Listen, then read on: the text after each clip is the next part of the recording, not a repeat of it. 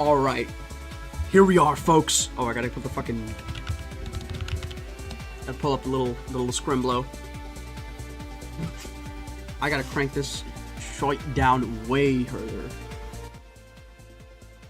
There we go. Okay. Why is this shit not loading? Hello? Oh, I gotta fucking... Give me a second. Copy. Paste. There we go. Okay. Hello everybody and welcome to the Yaoi tier list. Today we have 293 ships or so. We're like a little bit short of 300 ships and we are going to be ranking them all. This is going to be long as shit. You could probably go for dinner, eat, you know, like probably watch a movie, come back and I'll still be doing it. But you know what? This is for the culture. This is for the culture. This is for all the Fujoshis who grew up thinking that Light and L should be fucking each other in the ass. This is for all those kids who thought that Karma and Nagisa would make a good couple.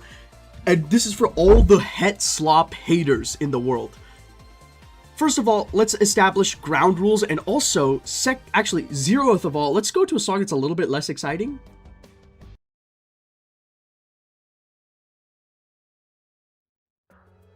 That's the one. Okay, that'll do it. So, ground rules. Number one. This is obviously all personal opinion, so let's not get too pissy at each other whenever something doesn't go our way. Second of all, there is going to be some extremely problematic ships in here. I mean, for the love of God, I'm pretty sure the brothers from Attack on... the brothers from Full Metal Alchemist are on here. Now, admittedly, those aren't really going to go high, so let's not... You don't have to worry about that. But for the purposes of this, I guess I'll just do my spiel, alright? This is fiction. This is not real life. I don't think you should fuck your brother in real life. I don't think you probably shouldn't fuck your brother even in a fictional setting. However, this is about the pure base level appeal of a ship. And if I feel like two characters have a good dynamic together, I think that it's unreasonable for me to deny me shipping them just based on some premise. Because at the end of the day, a lot of times the story could just work if they weren't. What the fuck? Gray and Tobin. Oh god, that's the wrong Gray. I forgot to find Gray's PNG. Okay, well that's gonna be interesting for sure. Let's just we'll worry about that later. Let's see. Give me a second here. We'll worry about that later. Anyways, we got a bunch of different series from all over. I basically did everything except for, like, Western. Mostly stuff that's not Western. I was thinking about putting some shit like Do Androids Dream of Electric Sheep and, like, Harry Potter and other classic Western ship media on here, but I realized that I just don't really strongly feel... I don't really feel strongly towards those, so I decided, fuck it, whatever. We're just gonna move past those. So, without any further ado, let's get started. Oh, second of all, I forgot to say, this is for... In terms of accounting for bias, I have a significant bias towards toxic romances, and I have a significant bias... Well, okay, let's put it this way. I have a significant bias towards toxic romances, and I don't really have a bias towards canon romances. So, in shit like The Summer Hikaru Died, I legitimately can't find it because there's so much shit here. Oh, right here. The Summer Hikaru Died, Yoshiki and Hikaru. This is basically as close as you can get to a canon ship without it being exactly canon, but that doesn't really appeal. Oh, Taku and Toa. I mean, this is a boys love visual novel. These guys do fuck several times. So, like, but that I don't really have a specific bias towards or against that. So if you're like, oh, they're literally canon, why are you putting them up? Because a lot of these ships are going to be rated on how likely I think they are, but try to account for the fact that it's not going to be quite that cut and dry. That's basically all I have. And House 6 Wilson from House MD, Russell's writing down, don't fuck brother. This is really important, actually. All right, let's start off with one of the bangers. This is Date, Kaname Date, and Ryuki from AI The Somnium Files, specifically AI The Somnium Files 2, the Nirvana Initiative. These two are so good together. Oh my god. This is one of my favorite ships of all time, and especially right now. Based on like what I'm looking at here, we're gonna be coming out swinging a little bit. Date and Ryuki are so goddamn cute together. Ryuki and Date are both kind of just like total nervous wrecks that are barely holding their psyche together at any given point in time, but they somehow work well together. It's like they find the fractured pieces of each other's souls and they combine them together into something that's greater than the sum of its parts. And I think that that's really beautiful. And also, it's just hot. Like, Ryuki is cute and he's also extremely traumatized. And the entire plot of AI Somnium Files 2 is about Ryuki just being giga depressed at Date just not being there. Like, and when Date shows back, Ryuki is so happy. It is so cute. This is gonna go into A tier at the very least. I think that this ship it's gonna stand the test of time as a solid A tier ship. Moving on, we have 100 line. How is this the second one, man? This is gonna be so fucking contentious. All right, this is 100 line Last Defense Academy. This is Takumi Eito, more colloquially referred to as Eitaku. I mean, this is at least 3 tiers above like anything. This is the pantheon right here. This is one of the ships that has, this is Kodaka's finest work. Kodaka has been known in the past as somewhat of a, you know, he's been a queer baiter to some degree, but I think that's a little bit disingenuous. The way that Kodaka, the creator of 100 Line and Danganronpa and so on, the way he operates is that he puts in the yaoi, but the yaoi is the more present ship, but the more good for the actual character ship is the het slop. So in this case, Nozomi and Takumi is probably more wholesome, but Takumi and Eito is so sexy. Like, this is one of the best ships to come out in the last decade. When I got to the end of the Route Zero and I learned that Takumi and Eito were going to be the new Hajime and Nagito, I was so skeptical. Because you need to understand that Hajime and Nagito is a ship that has survived a decade. It has lived through a decade. And these guys have, I think, legitimately come to the point where they're at least at a third of the impact, and it's been a year since this game came out. It is ridiculous how good the ship is. The fact that they hate each other, but they can't live without each other, and the game does such a good job of making you feel bad whenever you kill Eito. Whenever you kill Eito, it is always the most fucked up route where you are made to feel constantly guilty about killing Eito. And, you know, I think that there's something to be said about the whole, like, manifestation thing, where it's like, the more the events around Takumi unfold in a way where it feels like he's, the more that events around Takumi unfold in a way that it's bad, I think that Takumi himself, it's a reflection on Takumi's psyche because he has a lot of control over the world. It's a reflection on Takumi's psyche that he feels bad about it, as bad about killing Eito as well. I think it's awesome. Is this the Age of Mythology OST right now? Yes, this is the Age of Mythology OST. What is the name? They always have, these songs have the craziest names. It's called Fine Layers of Slice and Flight. Wonderful name. Moving on to Attack on Titan, Eren and Armin. I mean, this is like a solid, here, hold up. This is, boy who is weak for being alive, boy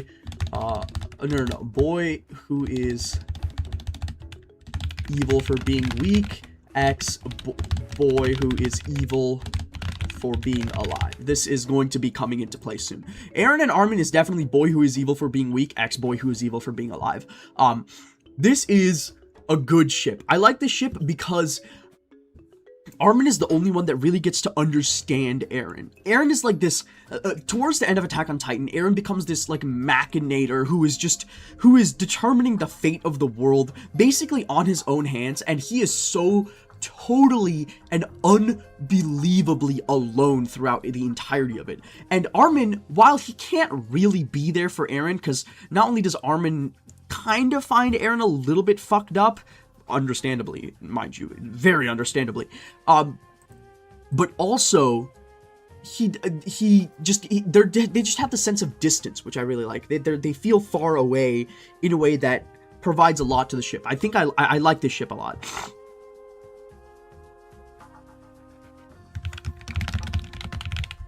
This is a good ship, I just don't give a fuck. Shoma and Takamaru is basically the guy, I mean, you can see that this is from the same artwork. They're like shipped together because Takamaru is like, Shoma has had real self-worth problems, and Takamaru helps him work through those. It's nice, but like, I legitimately just don't care. I mean, look at Shoma, man, he's like a fucking freak. Like, I'm sorry, for me, the visual element of a ship does have to work in order for the ship element of the ship to work, and this just does not work.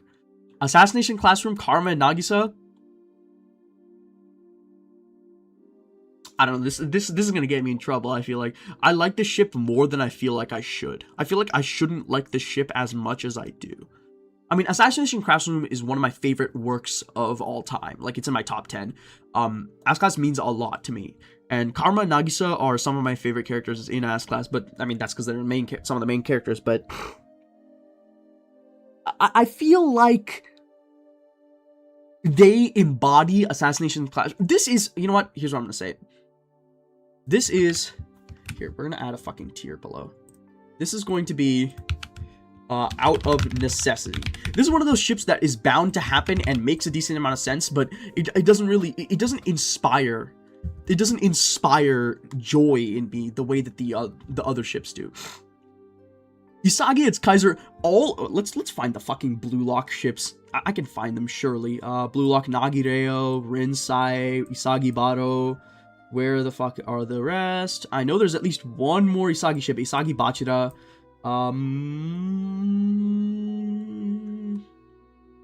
Isagi, where are you? I think that covers us for now. Okay, we got Isagi and Kaiser. Okay, my favorite, this is kind of contentious take. My favorite Blue Lock ship, it's Isagi Baro. I fucking love this ship. The amount of distaste they have towards each other is so good. This is low-key currently losing to the dog. Like, I don't think the characters are actually gonna fucking Blue Lock. It's just a sports series, so you know it's gonna be gay. But this is my favorite of the Isagi ships. I love for those who don't know, Blue Lock is like, it's a soccer series, and like they all like hate each other. But Isagi, like, Baro is like this like totally fucked up asshole guy who's just a total dickhead, but he sort of like, and then Isagi absolutely puts him into a goddamn body bag. And after that, Baro's like, God damn, I hate this guy, but I can't stop being evil. Being evil is part of who I am, and I think that's fucking badass. This is just boy who's evil for being evil versus boy who's evil for, I don't know, winning. This is a good ship. I don't like it more than Date Ryuki. I think Date Ryuki moves up.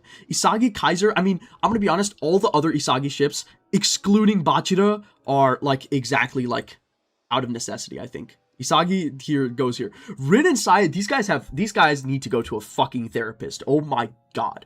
Rin and Sai need to go to a therapist so goddamn bad. There's no way you should be, the way these fuckers feel about each other is not the way anybody should feel about your brother, man. Like, that's your day one. Why do they hate each other so fucking much? I like it, but I don't like it that much, because I don't think that the way they interact doesn't really speak to me as much as stuff like Isagi Kaiser. I think Isagi Kaiser being on the same team makes it more compelling than Rinsai for the most part. Isagi Bachira, okay, I will say, I'm not caught up to Blue Lock. I'm at like, I don't know, I'm like 60 chapters behind at this point. The thing that hurts this ship for me, this is like the most popular ship. This is the most popular ship in Blue Lock. The thing that really hurts this ship for me is that, there's not really that much to it. Like, unfortunately, aside from Isagi Baro, which they managed to put a bunch of different games where they play against each other, unless you're on the same team, you don't really get to see a lot of consistent interactions between the characters. Isagi and Bachira, from what I remember, haven't been on the same team in a while since from what I remember of Blue Lock. So I feel like that kind of makes it and puts it into the, man, I just don't give a shit about this tier. We got Nagi and Reo. I like this ship because they split up. I think that a ship where they split up but still are like it's like a sine wave, two opposing sine waves. They like split and they're going to be colliding with each other soon. I think this is I think a good ship. Like straight up, I put this shit in the A tier. If I can find any more specific tier names, I'll figure it out. Okay. Takumi and Ghost Boy. I'm not saying the name for... Oh my god, sorry. Takumi and Ghost Boy, I'm not saying the name because there's like some second... I'm okay with spoiling anything that happens in Route 0 of Hunterline. I'm not really okay with spoiling too much shit that happens outside of Route 0 of Hunterline, except for like basic route setups. I think this is good. They're kind of it's kind of a... let's see. Where the fuck do I put this? I'll name this tier Alone Together. I'll find names for these tiers. So this is a tier for two characters that are powerful or like distant enough from the average person that they can't relate to anybody except each other. And I think that Takumi and Ghost Boy go well together here. I think this works really, really well here. Very true though, it's hella weird considering CL's a preteen. I talked about this before.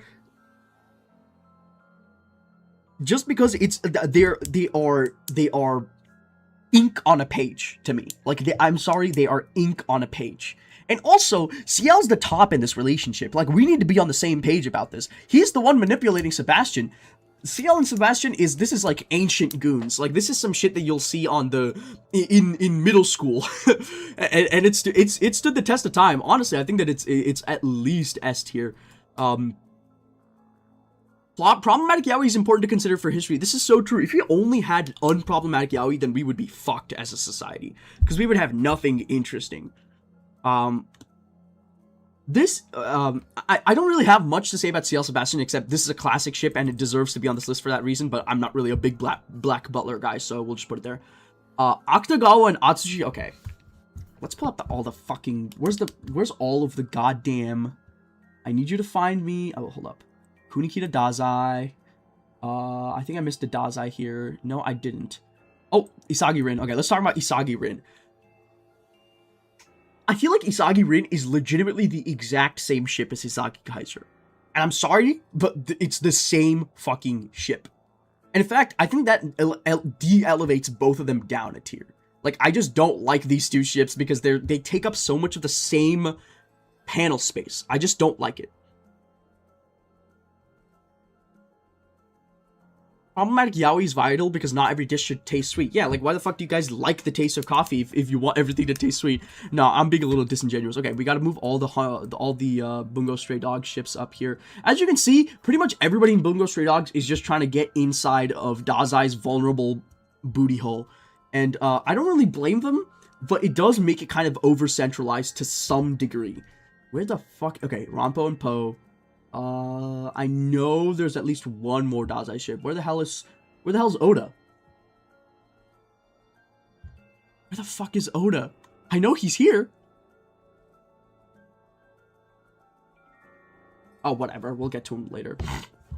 All right, let's start off with, okay, my favorite ship, my favorite Bungo Stray Dogs ship is, let's do Admiral Below. Problematic, power gap, endearing. That's where Dazai Akutagawa go. This is probably my favorite Dazai ship. Dazai has a ton of ships. I feel like out of the ships that he has, I think that here's the power ranking. Number 1 is Dazai Akutagawa. Below that is Kunikita Dazai, which I really like. Below that is Chuya Dazai, which is just kind of an out of necessity ship. And then Dostoyevsky Dazai is fucking badass too, actually. No, this isn't Alone Together ship, and in fact, that means that this goes here. Dostoyevsky and Dazai speak to each other in a way that nobody else in Bungo Stray Dogs speak to each other. I love the fact that Dostoyevsky gets locked up in the prison, and he's like, well, time to start my machinations, and then you scroll the fucking screen over, and then Dazai sitting there, and he's like, hey, buddy, and then Dostoyevsky gets so fucking pissed off. It is so peak. I love that shit. We've got the old man yaoi. here, Fukuzawa and Fukuchi. These two are also alone together. There's a decent amount of Bungo Stray Dogs alone together ships. These two are good. This shit goes in the pantheon. I don't need to talk more about this. Akutagawa and Atsushi are constantly trying to fuck each other. Like, every single chapter, they're trying to fuck each other. And I swear to God, the most recent Bungo Stray Dogs chapter at this point is the one where, what's her face, Kyoka says that she's about to start confessing to Atsushi. I am begging you, please don't fuck this up, writers. Do not fuck this one up. Please just have him say no. It would be, it's the right thing to do, and it's also it's also how he feels. So, you know, Ranpo and Po, this one is beast mode. This is a Rage Baiter x Rage Baity ship, and I fucking love that. Hold up. This is, Adaro below, Rage Baiter x Rage Baity, and both Ranpo and Po and Kunikida and Dazai go in there. Ranpo and Po have such a fucking funny relationship with each other. Is Gravitation on here? Yuki and Shuichi? No. The Bungo Stray Dog, for series like Bungo Stray Dogs, where literally half of the fandom is just women that jerk off to thinking about the men fucking each other, there's too many of these ships for me to, like, put them all in, so I had to, you know, restrict myself to the ones that actually made sense for me, the ones that I personally liked. The same thing with Moriarty the Patriot. You know, like, if I didn't restrict myself, it would just all be fucked up. Like, it would be a total mess. Moving on to Tatsumi and Wave. This is, okay.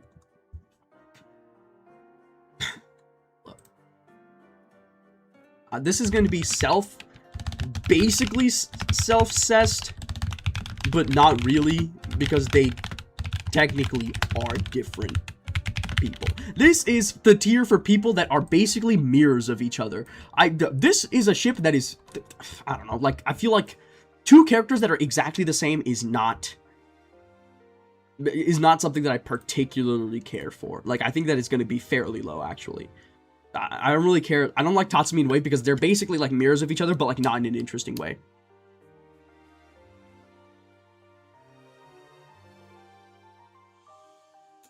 That's your homework assignment on YouTube in 13 episodes? Alright, sure. Wait, did I see Shiki x Shiki? We're going to get to that. We're going to get to that.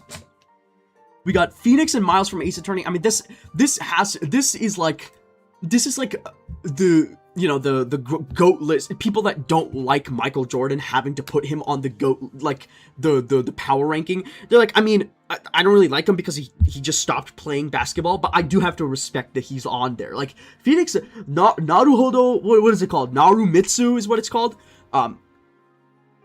Narumitsu, it deserves to be on here, but it's not really something that I care that much about. Denji and Yoshida, what the fuck did they cooking with this one? I feel like this is such a potential man ship. No. Potential man. This ship, potential men. There you go. These two ships, this ship is just two characters that I feel like should have had more together and just did not do a goddamn thing. And admittedly, that is a lot of Chainsaw Man Part 2, but I mean, it doesn't stop it it doesn't change it. It's still fucking annoying that these characters are like that. Let's go to Eren and Reiner. Okay. I love that Eren wants Reiner to suffer so fucking bad. It's so beast mode. Like, Eren and Reiner is an awesome ship. I think I'm gonna put it right here alongside Nagireo and Isagibaro. I like Eren and Reiner a lot. Mostly because they're like some of the only like original Titan users from the start of Attack on Titan that stay all the way until the end. I think that really matters for something like that. Now, can we talk about, I will say, usually I'm not a fan of facial hair.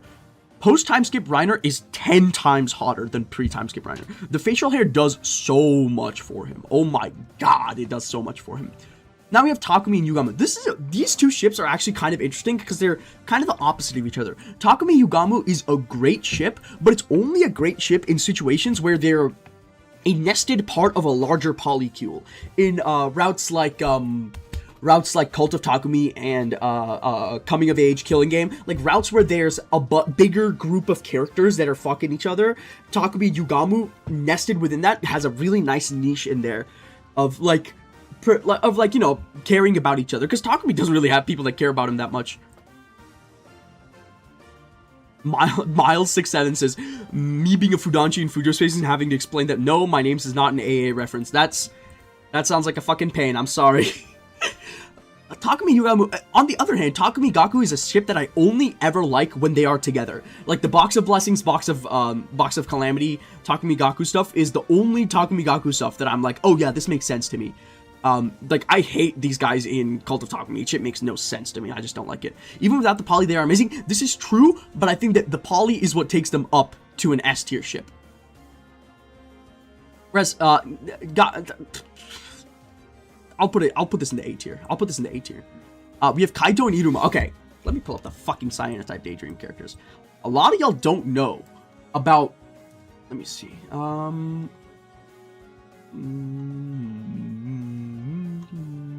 Where the fuck is it? Oh, there you go. Spencer and Marlowe. I think that's everything. Okay. Cyanotype Daydream is the most het slop. No, it's not het slop. The most het gem media of all time. But even within them, there's some characters here that have some insane. Like, they have some insane chemistry with each other for no fucking reason. Kaito and Iruma. Okay, here's what I will say. A lot of times, I hate the fucking criticism that's like, oh my god, can't two guys just be friends? A lot of times, I'm like, you're just a homophobe. For Kaito and Iruma and Arashima and Watanabe, I'm like, okay, that's fair. Two guys probably can be friends. That being said, I do fucking love them together. Cyanotype Daydream is a whole entire thing, but even if they are homies, doesn't.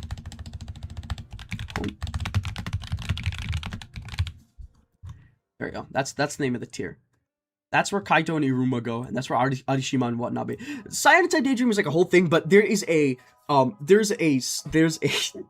epilogue sequence where Kaito and Iruma, where Kaito creates a social media app, and he's the one that creates it, and he has no fucking followers, and he gets so fucking mad about it until at the end he realizes that his best friend Iruma also has even less followers than he does, and then he's like, he reaches enlightenment based off that, which I love.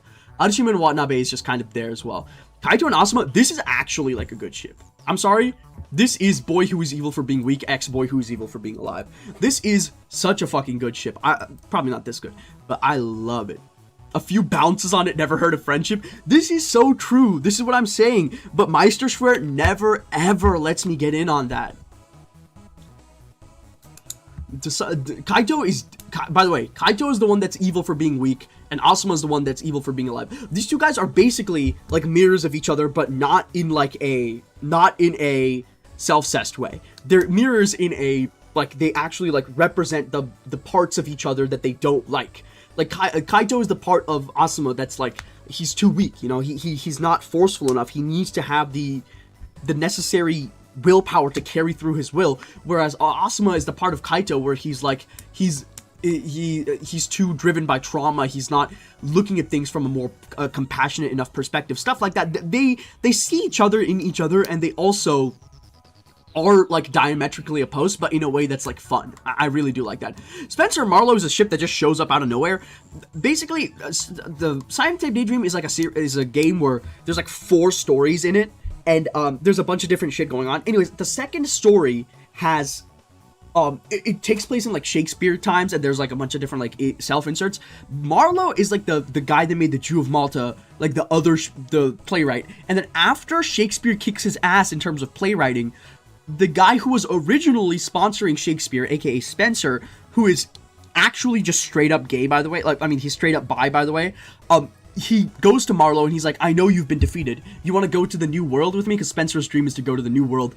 And then Marlowe is like, yes, I will pursue you in the New World. And they legitimately actually fuck. Well, you don't see them fuck, but they definitely do fuck, because Spencer's like, I want you. And I forget how it's phrased, but it's definitely, yeah. No, you know what? I'm gonna make a new tier for this, which is a ship style that I enjoy, but is kind of crazy. Some shit that just happened. Okay.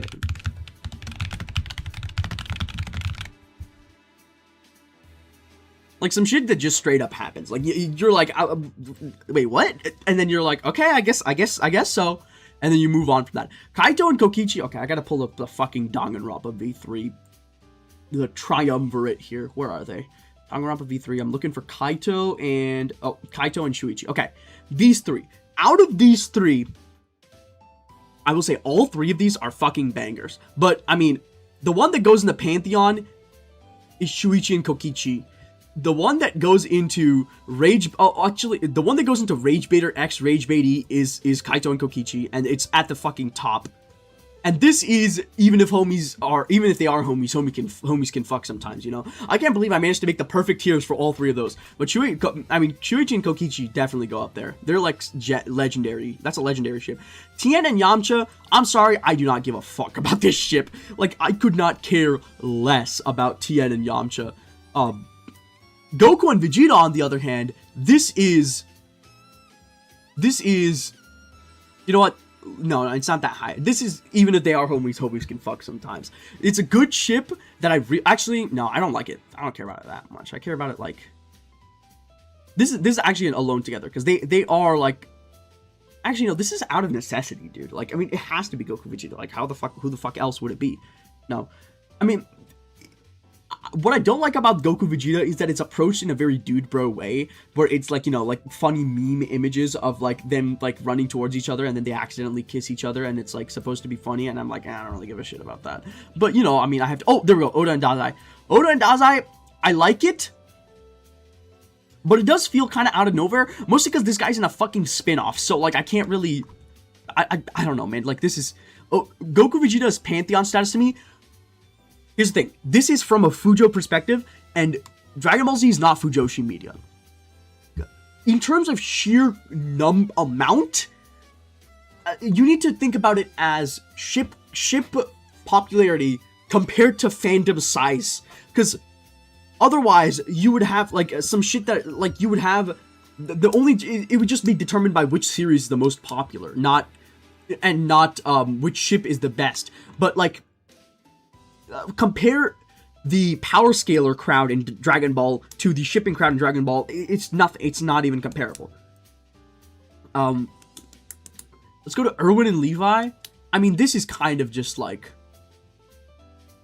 I think this is kind of out of necessity. I feel bad about putting it here, but it does kind of feel out of necessity. And also, Levi stays until the very fucking end, and Erwin dies halfway through, so it's hard for me to ship a character, do a ship where one character dies partway through if the character doesn't haunt the narrative in some way, shape, or form. Okay, let's talk about Code Geass. All four of these ships are Lelouch ships. Obviously, Suza-Lulu is like, this is like one of the biggest ships of all time. Like, I'm sorry, this is a Clamp series. And you know what? Here's what I'm gonna say. I talked about this before on stream. If the people writing the series are also jerking off to imagine these dudes fucking each other, that means it's canon. And let me tell you this right now, they're imagining these two fucking each other. Asagiri is definitely imagining these two fucking each other. This one is sort of like just off of pure amount of shipping. This is definitely happening. And same with Shuichi and Kokichi. Problematic survival gap. It's so beautiful. I'm sorry. It would be, the type of shit Lelouch and Suzaku do to each other is so ridiculous, man. Like, Lelouch uses his one command ever on Suzaku to tell him to live. Are you crazy? Now, admittedly, this is also kind of boy who is evil for being weak, ex-boy who is evil for being alive, but this is like one of the greatest yaoi ships in history. And it's got Clamp's DNA all over it. Of course it's yaoi. It's beautiful. I love it. In terms of ranking, I like this one because it's Rage Baiter X Rage Bait E. This one is kind of just like whatever. This one is like, I acknowledge that it exists, but I don't really give a shit. The real question is for Miles Phoenix, who's topping. It's Miles. Suza-Lulu is practically soft canon ever since Suzaku's English VA said, now take off your clothes in that one video. Okay, I don't know about that. fucking Yosuke's voice, Yuri Lowenthal, Yosuke's voice actor, said, "I'm running around Inaba with a pack of lesbians. Let's go, lesbians." That doesn't mean that that's canon. Though, it would be very funny if that was canon. I mean, this is canon yaoi, but, like, I don't know. It being canon doesn't really make me like it that much more. Though I do like it. Because Pewter in AI Somnium Files 1 is so fully motivated by his love for Renju that it does kind of have to go there. Fairy Tail. Okay, let's pull up the other fucking Fairy Tail ships. There's so much shit in Fairy Tail. Oh, Goku and Piccolo, actually.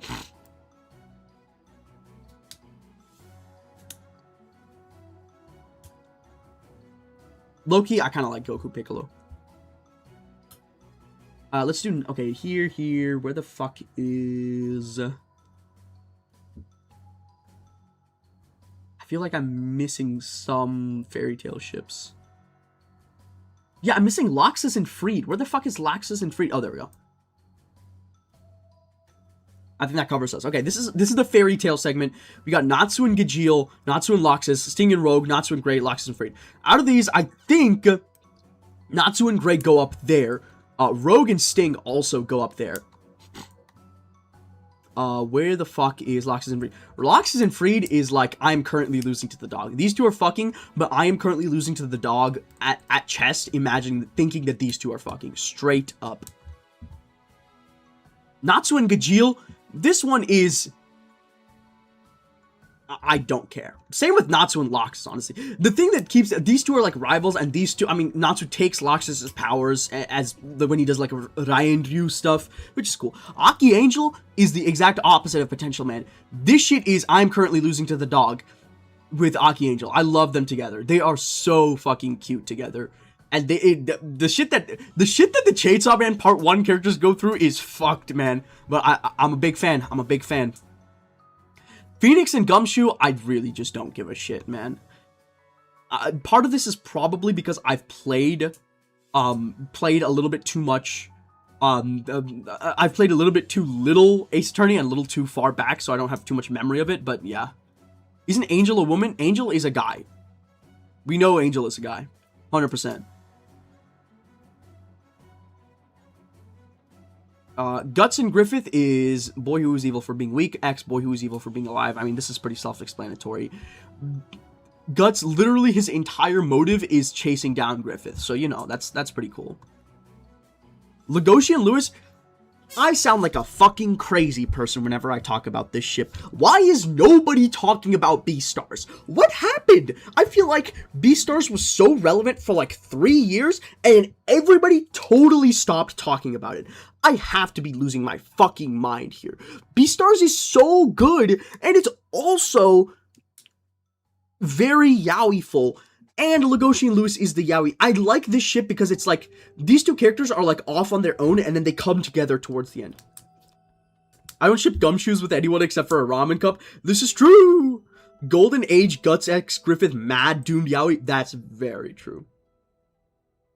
Aki Angel's popularity is partly fueled by the fact that Angel is a man. This is true. This is true.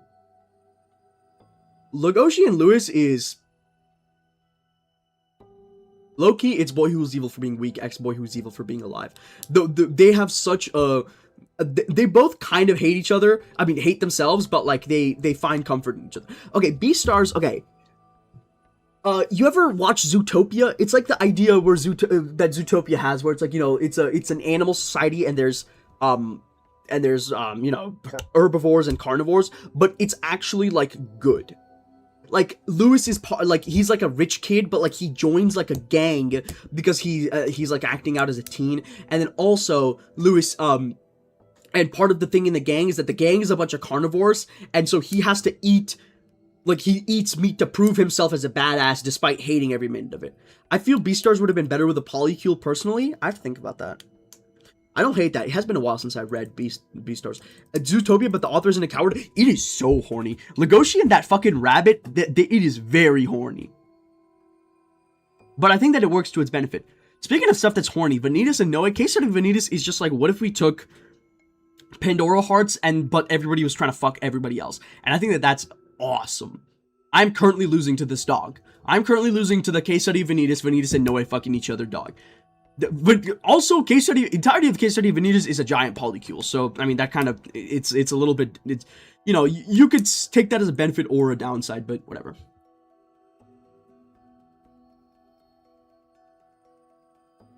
Let's see, Ragnajin, fucking these characters.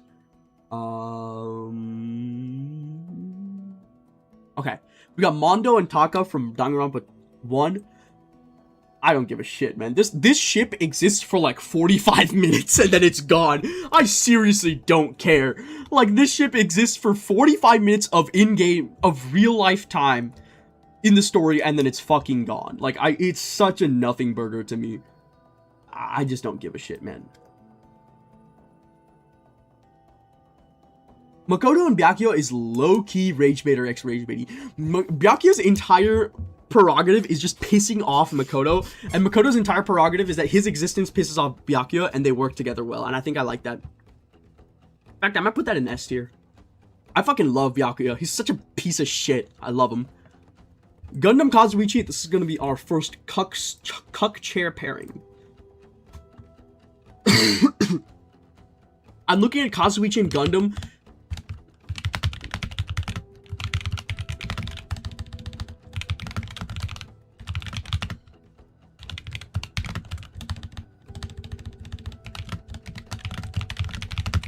Just paraphrasing some JFK there. We ship these characters not because it's hot, but because it's funny. I do like the idea of transmuting the Kazuichi Gundam Sonya thing so that Sonya is the one in the cuck chair. I think that makes it really funny. So I like this ship. Hajime Nagito, I mean, come the fuck. Naeki's the damn town bicycle. Everybody's taking a damn ride, man. Aoi's taking a ride. Toko's coming over taking a ride. Hell, his own sister's probably taking a ride. Byakuya's taking a ride. Kyoko's taking a lot of rides. Fucking Hajime's probably taking a ride or two. Like, it's crazy. Like, Naegi gets passed around the occasion like a goddamn blunt. I'm gonna say something that's really mean right now. And I don't mean it to be mean, but, like, I'm being completely honest. I do not remember this motherfucker being this ugly. Like, am I crazy? Sonya would treat that cuck chair as a cuck throne? That's definitely true. Why is... I do not remember Ken being this fucking ugly. Like, am I crazy? Daisuke and Ken, this is like baby's first yaoi. And you know what? Let's see. Put this above.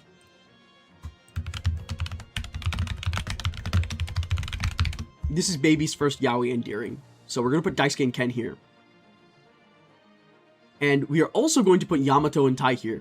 Now, if you have a bit more of a refined palate, that's when you go for the Izumi Tai pairing. This shit is gas. I'm sorry to tell you this. Izumi legitimately is the only useful character in all of Digimon, and we do not talk enough about it. Like, come on. Like, we need to talk about the fact that Izumi, aka Izzy, is the only fucking important character in all of Digimon Season 1, and all the others are largely replaceable. I love them all, but they are so fucking replaceable, except for Izumi. And I love Izumi and Tai and how they work together, and I love the fact that these two are part of the first Digimon movie. So this is an advanced ship. Shinji Kaoru, I mean, this goes in the fucking pantheon. I don't have too much to say about it. I mean, I love it. It's doomed. They hate themselves, but Shinji hates himself, and Kaoru teaches him to love himself, and then dies, so he feels bad. It's a great vehicle to make Shinji feel even more like dog shit than he usually does. Moving on, Ichigo and Ishida. I mean, this is a classic. This is a problematic power grab because Ichigo solos the shit out of Ishida. Like, respectfully speaking, he beats the shit out of Ishida. Actually, this is baby's first yaoi endearing, I will say, because Ichigo and Ishida, this is like your first. Like, if you're this could be your Fujo awakening. Mihai and Arata, this is nobody knows anything about this fucking series except for me. But the reason I put this on this list is because I wanted to talk about something. The name of the series is like hot and cold and good and bad or some shit like that. It's all about like opposites, and that's the whole like motif. And it's because this character Mihaya, Arata is like, his whole thing is that he is like terminally curious. He is like curious about fucking everything. Like he needs to know about everything, and it makes people think that he's like a creep because he does it to like a degree that's kind of harmful to him, his like his social status and shit. What makes this ship in particular somewhat interesting is that Mihaya and Mihaya, we don't know the gender of Mihaya, and later on there's some confusion about it, and presumably Mihaya is actually not human and some kind of fucking eldritch being, but it starts off as we don't know what gender Mihaya is, whether Mihaya is a guy or girl, and I think that this is, you know, this is Schrodinger's ship. And you know what? We're making that...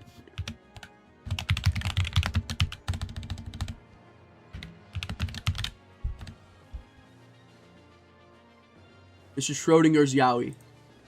You don't know whether it's Yaoi or not until you open the box. Ragna and Jin, I mean, this is... I love this fucking ship. I love how fucking freaky Jin is and how little of a shit Ragna gives. Ragna does not care at all about the shit that... anything that... all of the energy that Jin is putting out, Ragna does not give two shits about. And I think that that is so fucking funny. This is Rage Baiter X Rage Baity for sure. I love this fucking ship. It is so stupid. More tiers. Of course, we need as many tiers as possible. Listen, when you have 293 goddamn ships, I feel like it makes sense to have some amount of excessive tiers. Okay, this is Dr. Stone. I will say Senku is my asexual king, but the only one of these ships I fucking like is the only one of these ships I even like is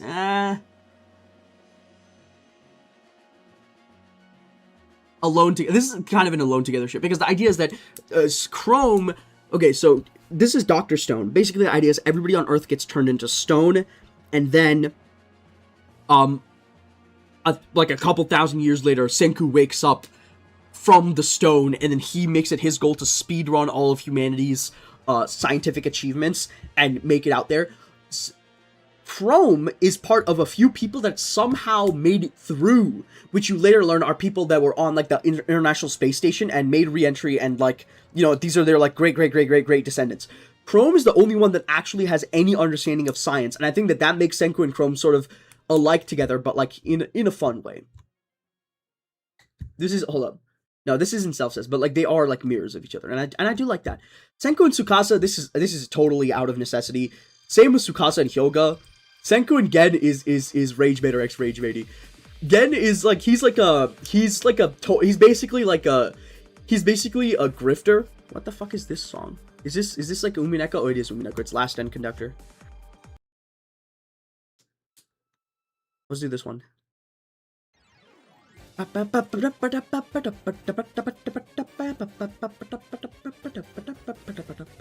The mangaka's art is so horny, yet I feel nothing. That is true. Boichi's art is like very strangely horny, but whatever. Zenitsu.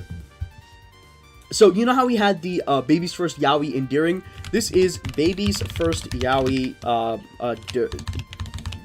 derogatory. And all of these fucking Demon Slayer triangle format ships go in there. Where the hell is Zenitsu? Where is he?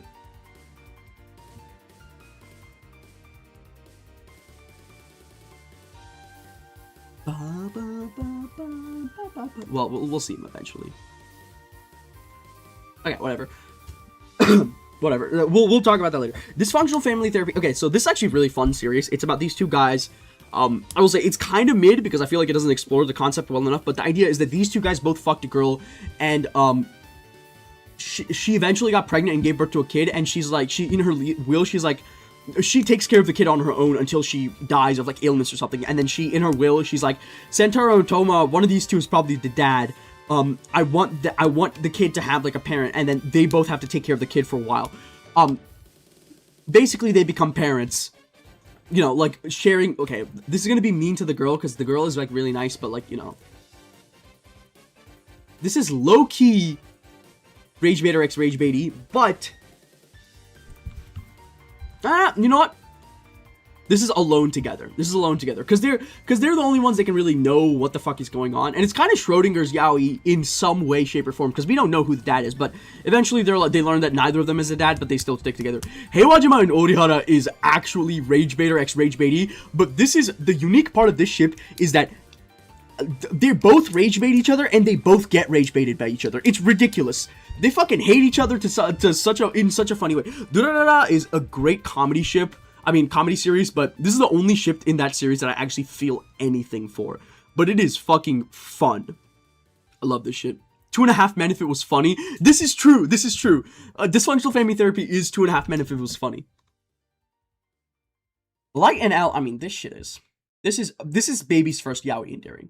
I don't think it goes in the Pantheon because this ship is like exactly okay, but like, this is baby's first yaoi endearing. Okay, Dead Mount Deathplay. Okay, let's talk about this. Let's talk about these two ships.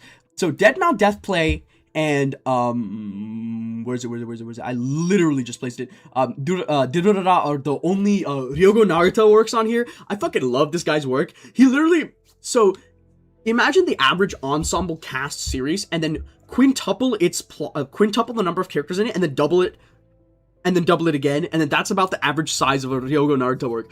His whole thing is that it's like a juggling act. He's like, okay, here's 5 characters that are funny and have quirky personalities. Oh, I'm gonna add in another one. I'm gonna add in another one, and he keeps adding it until you're like, oh my god, it's gonna fall, it's gonna fall. Oh, there we go. This goes in there too. And you just don't know when the fuck it's gonna fall, and it's fucking peak.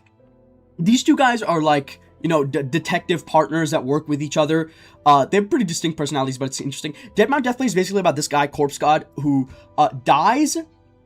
He's like a necromancer, and then he dies and gets resurrected. Maybe he gets isekai'd. Maybe we don't really know because we haven't really gotten to like the full revelations of the plot yet. Into a world, into like modern day Tokyo, and then but he still maintains his powers, and he takes over like some kid's body. That's the kid that is here. And so, like, it's all about him trying to figure out what the fuck is going on, trying to give the kid's soul a place to be, a bunch of other shit like that, basically.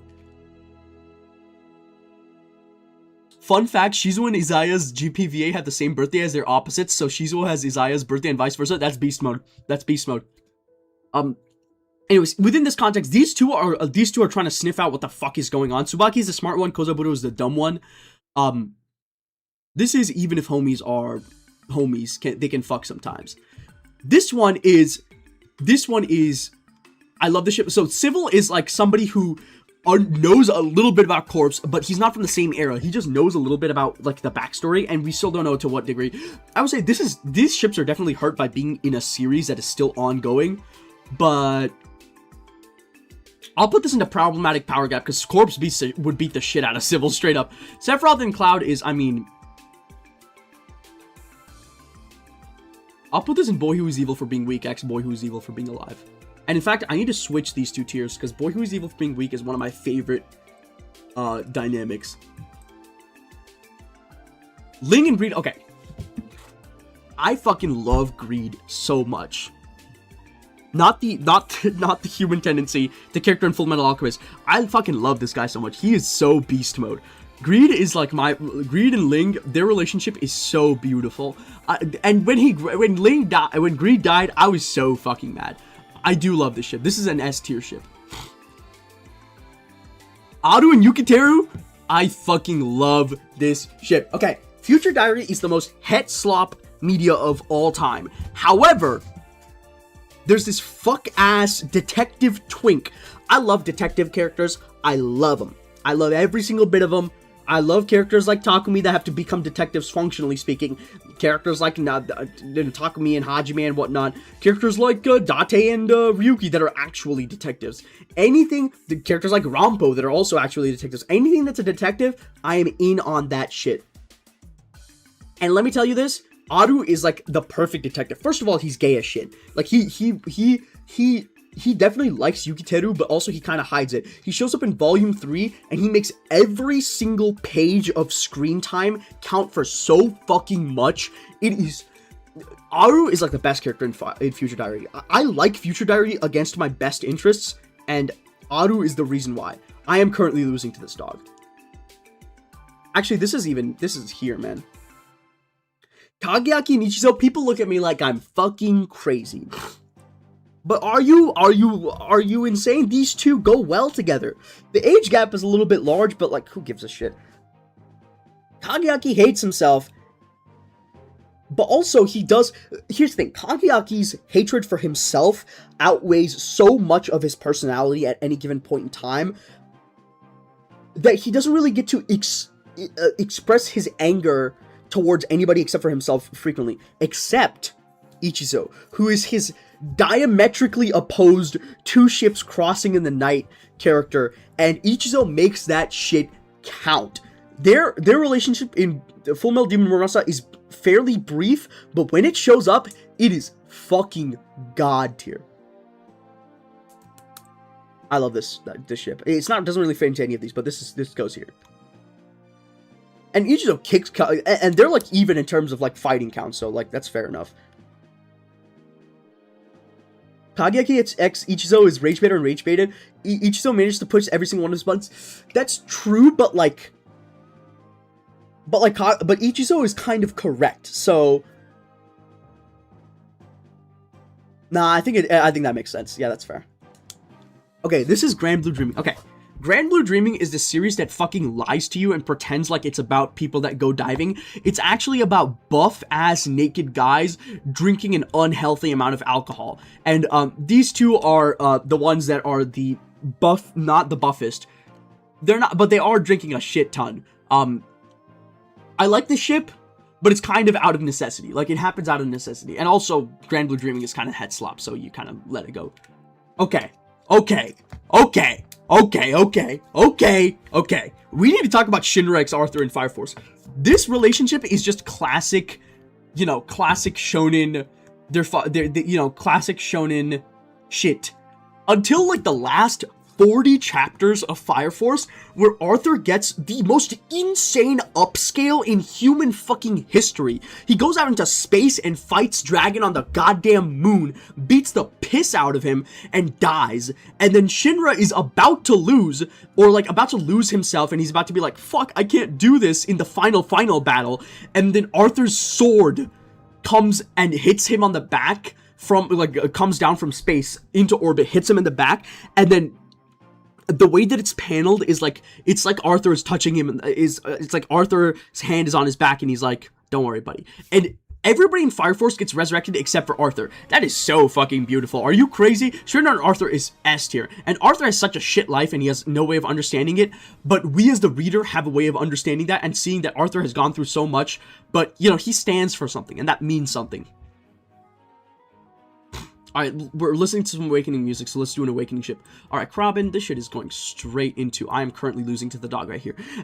Crom and Male Robin is one of the most pushed ships in human history. Ever since Awakening released, every single piece of supplemental media pushes these two together. Fire Emblem Warriors, the canon Robin in there is Male Robin, and he has a crazy relationship with Crom. Heroes, there's like 8 different alts where Crom and Robin are having nasty fucking sex. The Valentine's Crom and Robin alt is the most gay thing. I'm sorry, even if they aren't gay, the type of shit they do with each other makes them more gay than just being gay. Alright, let's put Sephiroth and Zelgius over here. Let's move on to the Guilty Gear section. We got Chip and Answer, Leo and Kai, Happy Chaos and Nago, Happy Chaos and Asuka, Soul and Asuka, Chip and Anji, Venom and Robo-Kai. Where the fuck is the other one? Soul and Kai from XX. Where the fuck? I think I'm missing like 1 or 2. Yeah, I'll find it eventually. Okay, let's talk about this. Okay, Guilty Gear, so here's the thing. Some of these relationships I like more the more they progress. Some of them I like more the earlier. I like Soul and Kai in the XX series far more than I like them in Modern Stride, because at this point, this ship is a little bit too domestic for me to like it. As a result, I kind of think that this is...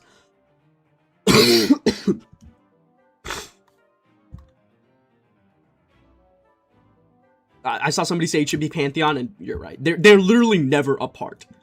Like, they are a part of each other. Like, come on. They're described as each other's half. Like, come on, man. Those guys are boning each other every single day in, like, a shed. Like, it's crazy. Lisa is able to hear it, and she's like, God damn, can you give 1 day's rest? I like... This is, okay, let me just put this here. This is, the Chip answer Anji thing is even if they are homies, can't they fuck? This is why, this is why the most popular Chip x Anji media is Sex with a Man, and, you know, what is it, I forget what the song is, but, you know, it's Anji Sex with a Man, and it's Chip that he's having sex with, so let's be real here. Happy Chaos Nago is problematic power gap endearing, but not in like a literal power gap. This is in a relationship power gap, because Happy Chaos frees Nago, and as a result, Nago's honor bound to honor his words, but Nago fucking hates HC, so this becomes a fun ship. Soul and Asuka is, I'm sorry, this is boy who is evil for being weak, ex-boy who is evil for being alive. It is so crazy, and this is one of those ships that I like the more it goes on, because the reveal of Asuka as that man in Exerd, and then, well, we knew he was that man until then, but, like, the reveal of what he looked like, and he's, like, the fucking craziest twink you've ever seen in your goddamn life.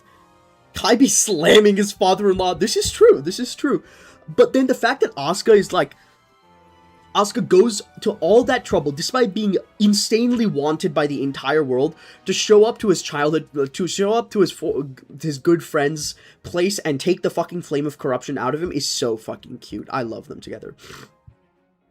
HC and Asuka, this is Rage Baiter x Rage Baity to the extreme. The fact that Happy Chaos just basically has done everything that Happy Chaos has done is what Asuka is blamed for, and it pisses him the fuck off, and I love that. Though admittedly, Asuka himself has done a lot of terrible shit. Venom and Robokai, this is kind of one of those things that just kind of happened. I don't even know why these two got put together, but they did, and you know what? Fuck it, whatever. I'll just keep them there. This is fun. This is a fun fucking... This is, even if they're homies, they can fuck a couple times. Fuck a couple times. You know, Leo Kai, this is a fun ship. You know, they have this little rivalry against each other. They meet up once every quarterly to have gay sex in the fucking Illyrian conference. It's chill. Where the fuck is the other... I got 2 ships from Gachiakta. This is a series I have a lot of high hopes for. This is like basic, this is out of necessity, this is classic. You just pair the main character with the first guy that he has any kind of relationship with, and that's Zanka, so I don't like that. What I do like is Rudo and Folo. This is fun. This is a fun little ship. Folo he starts off with not having like the power that Rudo has, but then Rudo somehow grants him power, maybe, or maybe he just pushes him over the edge. But like, this is like a developing ship. What is Schrodinger's Yaoi? We don't know if Mahaya is a guy, a girl, or like an eldritch monstrosity, so we don't know if it's actually Yaoi or not. That's the whole bit. Shinra and Sho, okay, well, they're brothers, but also this is an alone together ship. These two are the only ones that can stand on each other's level in terms of power level, so I think that's awesome. Obi and Takehisa, this is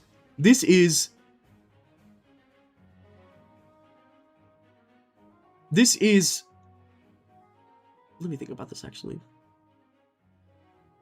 This is even if they are homies can fuck, you know? Like, Obi and Takehisa, like, he doesn't have the Fire Force abilities, where you get to use, like, fire abilities or whatever. Takehisa does, but Obi was like, I'm going to make a new Fire Force division, and I want you to be my first in command. Alright, bro, just tell him you want to fuck him crazy style. Gintoki and Zura, I'm sorry, this is a Pantheon ship. Are you crazy?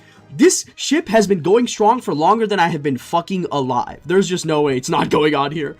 There's not that many ships in the Pantheon that have been going on for longer than I've been alive. It's mostly just Shinkawa and Gintoki and Zura. I love these two guys together. I will say it's kind of strange because Gintama kind of has 2 halves. It's the fun stuff, and then it's like the actually I'd like to discuss something serious today part. And Gintoki and Zura is only really, they work together always, but they really work together in the parts where Gintama is like, okay, it's time to get serious now. Alright. Let's talk about Higehiro. Higehiro is a series where this guy Yoshida, he's like 24 years old or something. He's like going home and he's drunk as shit because he confessed to his like coworker, and she was like, nah, I don't think it's gonna work out. I have a boyfriend. And he sees this girl on the street, and she's like, if you let me into your house, I'll fuck you.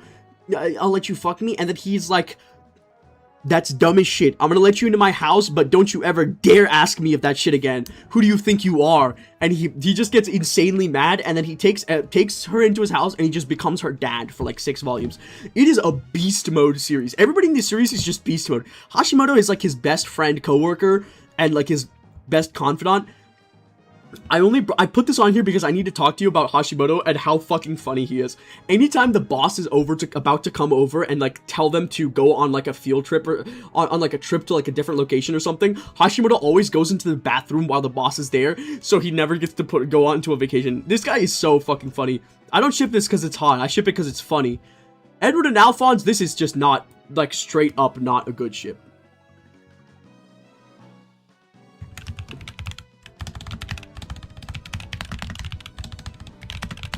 Mostly because their relationship as brothers is far more interesting than their relationships as romantic partners could ever be.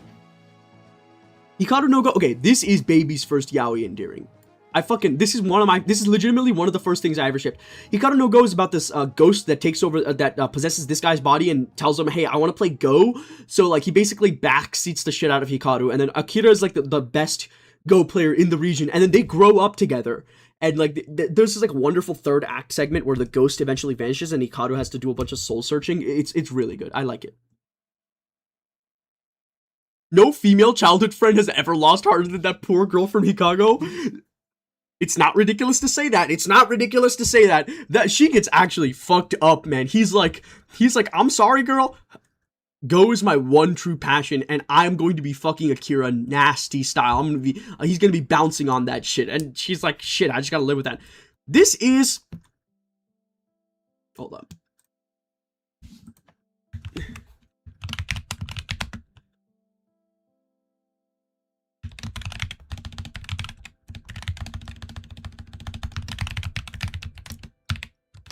What the fuck? This is self-cessed, figurative, endearing. So they aren't the same person, but they do occupy the same roles. And can I just say something? The fucking this is why Onikakushi is one of the best fucking works of me I've ever read. The part where, you know, like the way that it adds to the tension by telling you about Satoshi and how he's doing the same fucking thing Keiichi's doing, and how like the bat and stuff and everything like that. It's so freaky. But it's so good, and also like Satoshi is fucking absent for like 90% of the plot, so I can't really put him that far. Actually, I probably should put him in the other. Yeah. Unfortunately, this is gonna be a tier, but I'm not gonna put them in there. Kilo and Gon is like, this is baby's first yaoi derogatory. I don't give a fuck. However, Leorio's Baltimore Riz is baby's first yaoi endearing. Are you crazy? The way he looks at Kurapika it's cinema. I love it. And so is Hisoka and Chrollo.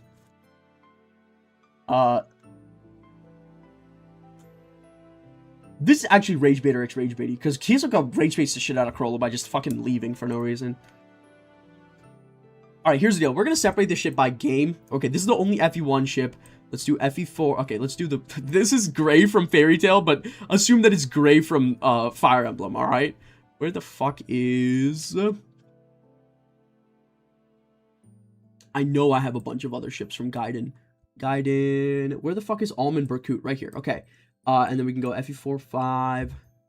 I need Sigurd and Eldigan. I need Seliph and Ares. I need Lex and Azel. I need Seliph and Leaf, Sigurd and Quan. That should cover it for that. Sorry, I'm trying to organize this. We got the FE6, 7. You know, if you want to make a joke out of that, be my guest. I just don't really have... I need to conserve my energies for this tier list, so I'm not really going to be making a big joke out of that. Because I have another 4-hour recording session after this, so I really need my energy. Oh shit, we're listening to some Toho. One of the series that is absolutely never making it on here because it is all women. Sorry, buddy. If you wanted some yaoi, you should have put 2 guys in there.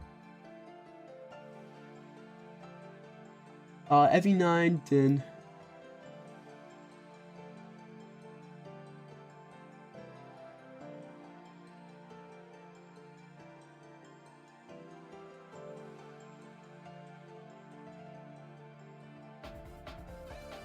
All right, let's separate this out a little bit. I'm gonna put in between. After this, I'm gonna put some fucking monthly girls Nozaki-kun. Where the fuck is he? Where the fuck is okay, Mikoshiba and Waka. Let's also put the fucking Naruto ships in here. I'm trying to set it up so that it's paced a little bit better, because otherwise this giant block of Fire Emblem is totally gonna kill my energy. Naruto, Obito, Kakashi, and we got Gaimai and Kakashi, and Orochimaru and Itachi. That should cover us. Okay, let's do after the GB. Between 7 and 8, let's put all of Moriarty the Patriot, William and James, Watson and Sherlock.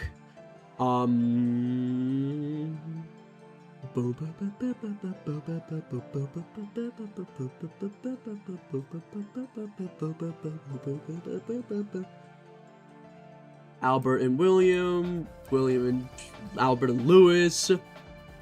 And then we can put the fucking Jack John characters in here. Suzu and Soshiro, Kisan and Neji. Where the fuck are the other two? Kai and Sadafumi. Okay, that'll cover us, okay? That'll cover us. But I can do some other shit before Three Houses. Okay, let's start off with Marth and Merrick. I love this shit. This is even if they are homies can fuck sometimes. I'm sorry, the Marth and Merrick, this is a blueprint for a ship. Like, Leaf and Asvel is a copy of Marth and Merrick, and I think that's awesome. Gray from Fairy Tail. We got Gray and Tobin here. I mean, can I be perfectly honest, man? Man, I don't give a shit about these characters. Forsyth and Python, I also don't care. Leon and Valbar, also I don't care. Almond Berkut is Rage Bait or X Rage Baiting. Okay, let's talk about Monthly Girls Nozaki-kun. Monthly Girls Nozaki-kun is maybe the single funniest series in human history. And, it is basically, the idea is that this fucking guy, Nozaki, he writes a shoujo manga, but he has no experience in romance, so he gets to a bunch of hijinks, and it's got like a ton of characters, and it's a little head sloppy, but like, the thing is, the author has no interest in resolving any of the romances, so, like, it's been going for like 12 years at this point. I fucking love it.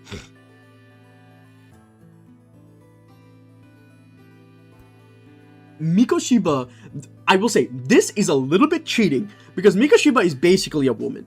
Nozaki's shoujo manga's main female lead is based on Mikoshiba, but this is the one ship that I'm like, this ship is fucking based. I'm losing to that dog. I legitimately think that these two might get together, but I think that I'm going to be losing to this fucking dog. In all of like the community, on all of like the fan polls, well, okay, here's what I'll say. The fan polling is, number 1, Mikoshiba should stay alone. Number 2, he should be with Mayu. So, you know, it's one of those two. Wakamatsu, he's like another guy. He's legitimately really stupid, but they work well together because they're just like really stupid.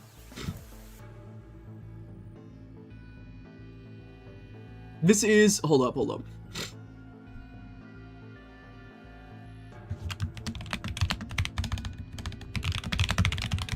This is your last 2 brain cells. There's like not much intelligence in this ship. And honestly, there's not much intelligence in this ship either. And in fact, yeah, this is where these two go. Like, these two are everybody in this series is genuinely the dumbest person you will ever meet. And it is so fucking funny. No, there's not people who ship Gray from Fairy Tail and Tobin from Echoes. It's just that in the thing that I set it up, this is unfortunately fucked up. So this is Gray from Echoes, but I accidentally forgot to include an image for Gray from Gray from Echoes. So it's just using the gray.png file, which is Gray from Fairy Tail. Okay. This is problematic power gap. I'm sorry, can we talk about this? First of all, the shit that Itachi does in Naruto is the only reason the second half of Naruto is any good. Step 1. Step 2, Itachi legitimately shows up after he dies, no diffs Orochimaru, and then dies again. How beast mode is that? He shows up, traps Orochimaru in the fucking, what's it called, the Tsukiyomi, and then just like turns him into a little subservient bitch and then leaves. That is so badass. I fucking love that. Guy and Kakashi, this is we ship these characters not because it's hot, but because it's funny. Naruto and Gaara, I mean, this is This is self-cessed figurative endearing. I like Naruto and Gaara. Unfortunately, it's just one of those things where Gaara doesn't really have a ton of screen time in Naruto. Was Naruto ever good? Yes. The first half of Naruto is good, and also every single scene that Itachi is in is fucking gas. Itachi x Sasuke is like one of the best shonen fights in human history. Naruto and Sasuke, I mean, this shit goes in the fucking pantheon. Are you crazy? They literally ignore they ignore their own wives to hang out with each other. It's so fucking funny. Itachi and Sasuke, a lot of people are not gonna like this one. A lot of people are not gonna like this one. I like the ship a lot. I actually really like the ship. Itachi and Sasuke are so fucking good together. Now, admittedly, turning it romantic is not necessarily the big deal, because I do think that their brotherly bond is important, but also these two together are so fucking good. I love that Itachi gives his own life. I used to hate the fact that Itachi gives his own life to save Sasuke, and then Sasuke throws it all away, but now I think that it's so fucking beautiful. It fucks. Full stop. Obito and Kakashi, this shit is just good. This is low-key in the pantheon, but this is baby's first yaoi endearing. Real talk. Okay, now we got this. Okay, what I find interesting is that we got this. Let's talk about Sigurd, Eldigan, and Quan. So these three are the blowjob brothers, but interestingly, there's not really an Eldigan Quan connection. They connect to each other through Sigurd. So Sigurd's in the middle of the spit roast. Gaara, my king, the only character so gay he managed to dodge the great heterosexual singularity in the epilogue. Listen, it's not ridiculous to say that. Out of these, I mean, pretty much everything in Gen 1 of FE4 is doomed as fuck, but I really like Sigurd Eldigan. But I think Sigurd Quan is more, even if they're homies, they can still fuck. Sorry,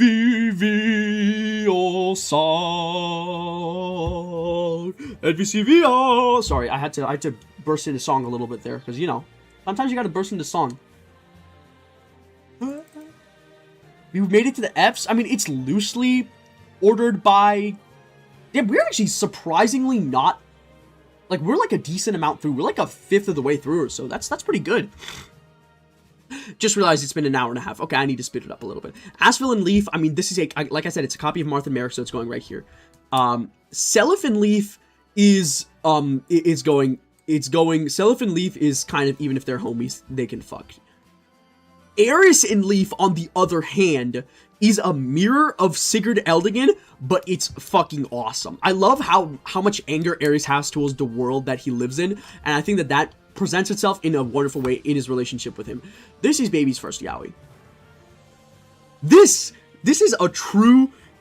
Matthew X Jafar is a real... It's an aperitif finamuse bouche, you know? It's like it's a true patrician's choice in terms of yaoi. Jafar killed Matthew's wife, so now their hating relationship, I think, makes for really good content.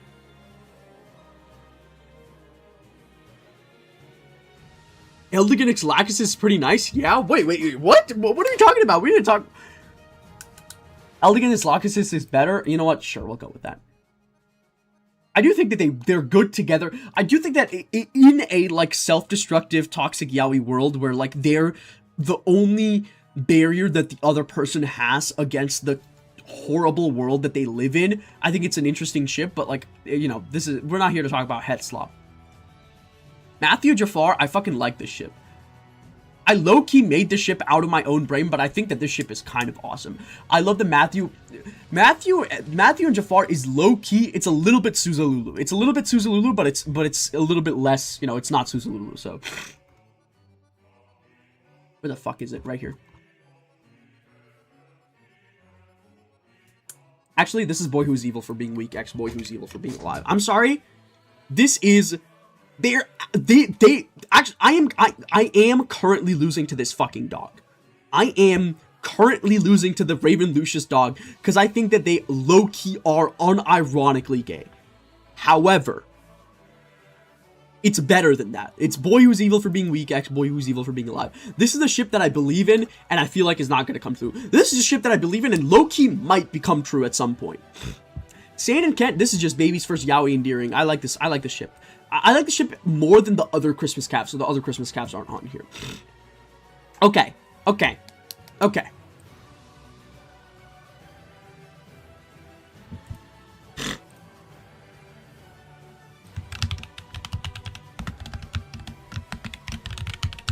So here's the idea. Moriarty the Patriot is about making an anime about Sherlock Holmes, but what if they were all gay and trying to fuck each other? Which, by the way, is just such an inspired idea. But the idea with Moriarty the Patriot that's kind of interesting is that they split the character of Moriarty into 3 different brothers, William, Lewis, and Albert. And I think that the ships between the 3 of them are kind of self-cessed. Literal, because you basically just split one person into 3 characters and put them together. So I'm just gonna put them there. William and Sherlock is fucking. I am losing to this dog right now. There's like no women in Moriarty the Patriot. It's legitimately all just a sausage fest of guys that are trying to fuck each other. Oh my god, I love these fucking guys so much. It's so good. Watson and Sherlock is also. Okay, Watson and Sherlock in all its incarnations is a Pantheon ship. I believe in Sane and X Kent, so Sane stays away from women. This is true. Watson X Sherlock is like, in any single media where you have Sherlock Holmes and John Watson, those 2 are shipped together. And I think that that's legendary. You know what else is similarly legendary? Where the fuck is Sherlock? Oh, William and Sherlock. Those 2 are also legendary. I don't know why I said... Actually, no, because we're talking about Moriarty X Sherlock. This actually goes here because it's not Moriarty X Sherlock, it's William specifically X Sherlock. Okay, William X James. Okay, this is a bit of a... Fuck, I'm gonna get into this. So, we got 2 of them in a row. Okay, let's talk about this. Alright, let's start. So, in the original Sherlock Holmes, there's the character called Irene Adler.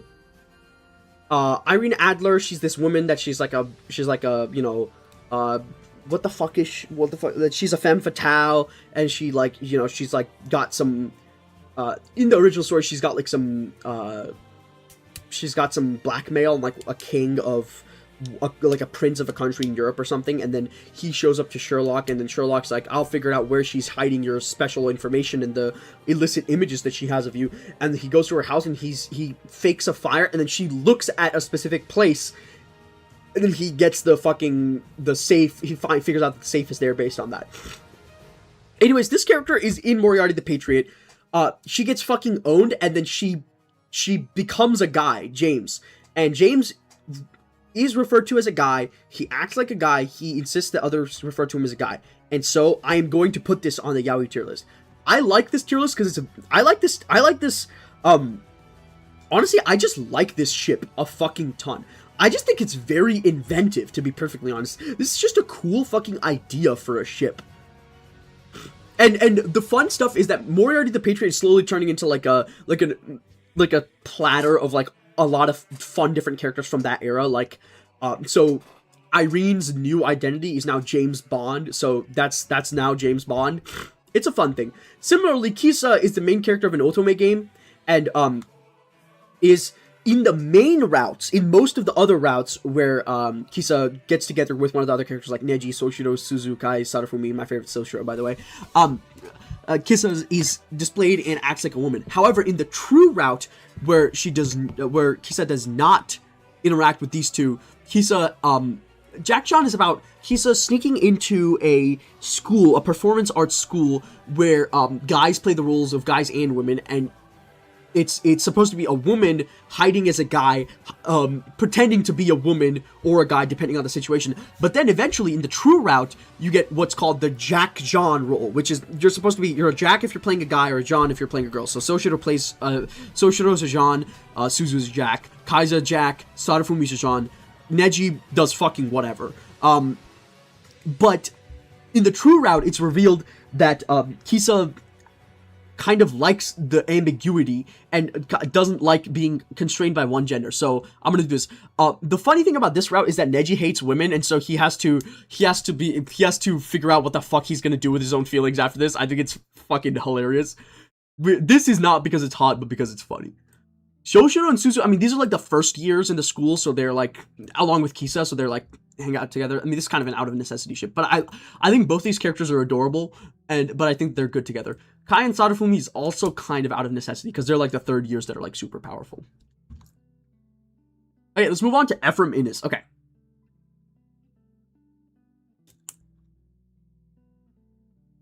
Right here. I'm sorry. This is gay. I'm losing to this dog right now, and I'm so fine with that. Ephraim Innes is a bit more of a patrician's choice, I will say, when it comes to Yaoi. I do think that it's kind of I don't think it's homies, because I think what these two have is a little bit more than being homies, to be perfectly honest. Garrick and Joshua is a ship I do not give a shit about. Garrick and Innes is a ship I do not give a shit about. To be perfectly honest, Libra X Virion is...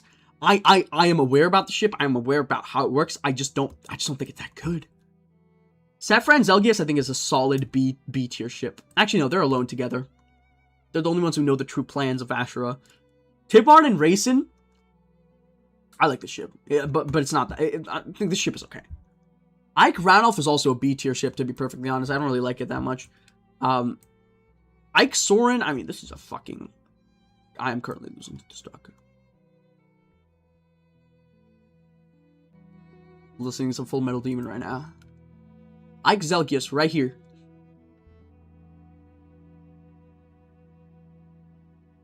I need to think about this.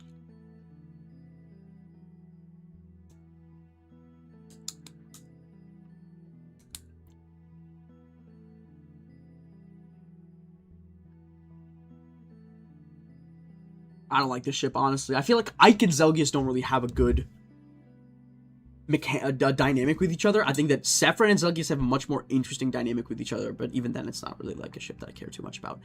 Inigo Owain, this is your last two brain cells. These are some of the stupidest people on the planet you will ever meet. Like, actually, genuinely dumb as shit. And I love them for that. Can we talk about how fucking ugly Owain is in this, by the way? Why is he so ugly? Sharena, why did you draw him like this? He's so fucking chopped in this image. I feel bad for the guy. Yeah, let's zoom in a little bit. Leo Kumi, this is my Pantheon pick. Actually, I just like Leo, to be perfectly honest. I don't really like... Hold on. Let me think about this. Because this is like two broken characters trying to find love in each other. If there ever was a ship, Ike's dad and Zelgius... The problem is, I feel like Grail doesn't effectively haunt the narrative in a way that, in the way that he would have to for me to really like that ship. This shit is out of necessity. I don't really like Xander Ryoma. I think they do mirror each other, and they are, like, older than Leo Kumi, but I feel like Leo Kumi is more of an interesting dynamic than Xander and Ryoma, to be perfectly honest. Azuma Saizo is, we ship these characters not because it's hot, but because it's funny. This would be the most fucked up marriage in human history. Imagine being in these guys' house. Oh my god.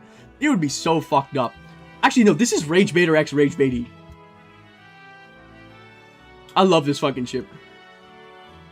I know they're awakening, but Fates Cast is like a pride parade for how LGBT friendly the ships are. They really are. Like, there's like a fucking... It's an embarrassment of riches in terms of yaoi. Xander and Ryoma's son have much more compelling yaoi, this is true. Byleth and Claude. I'm gonna be honest, the only one of these that I like, that I think goes in the Pantheon is Sylvix.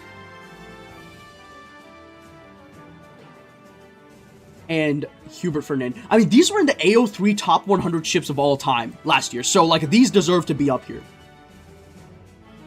Dedue and Dimitri, I feel like, is exactly okay. Like, I feel like it's like an A tier ship. Byleth and Claude is like baby's first yaoi derogatory. Like, I'm sorry, these two are baby's first yaoi derogatory. I genuinely don't care that much about it. I feel bad for putting two engaged ships on here and then not caring. But, like, I just don't like these characters that much. And also, can we talk about how, if you need to look up the Kagetsu Confession CG, because he looks ugly as shit in that. Byleth and Claude should have been base game. I don't think it's ridiculous to say that, but it's not, so, you know. Alright, let's talk about this. Monster by Naoki Urasawa. This is one of the greatest works of manga fiction ever written.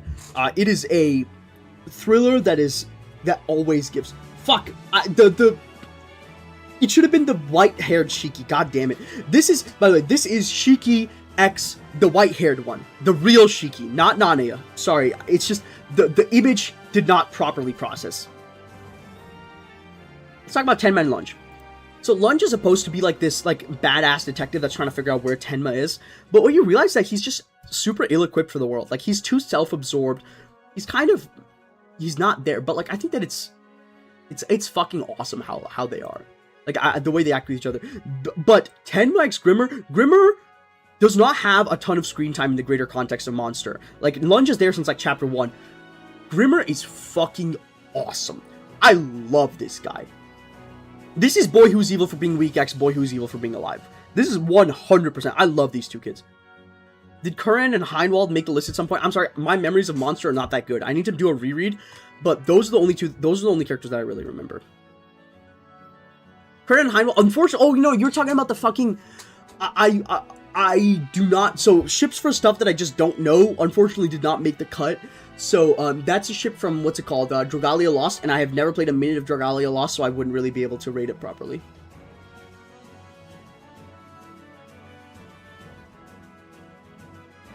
We got Deku, okay, well, fucking hell. But Baku Deku, Baku Todoroki, okay, well, it looks like these all, like, got together, okay. Let's do the My Hero Academia ships. The only one of these that I even find compelling is Deku, Baku Deku. And it is in the Pantheon just out of pure, like, volume.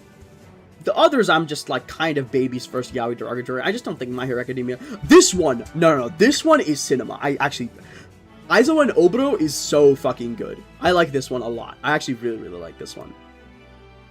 So, if you don't know, Oboro is a character from Aizawa's past who went missing and was presumed dead, but turns out he got, like, fucked up and his mind got altered and shit, and with his last breath, he gives Aizawa some secrets that he needs to solve, like, some of the mysteries that are going on in, MHA. This happens in, like, the third act. It's fucking good, I will say. Mirio and Tamaki is also one of the few ships in this series that I'm like, okay, I don't think it's bad. This is even if they're homies, they can fuck. My Hero Yaoi's on that Naruto tier of Well So Dry, the mid stands out. Many people are saying this. Many people are saying Ochako and Deku doesn't really have a lot of staying power. I've said this, Deku buddy, you're better off with Bakugo.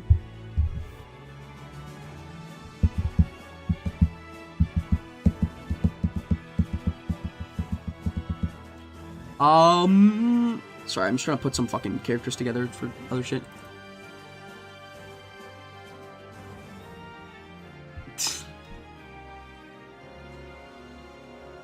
We're like halfway through, that's good. Okay.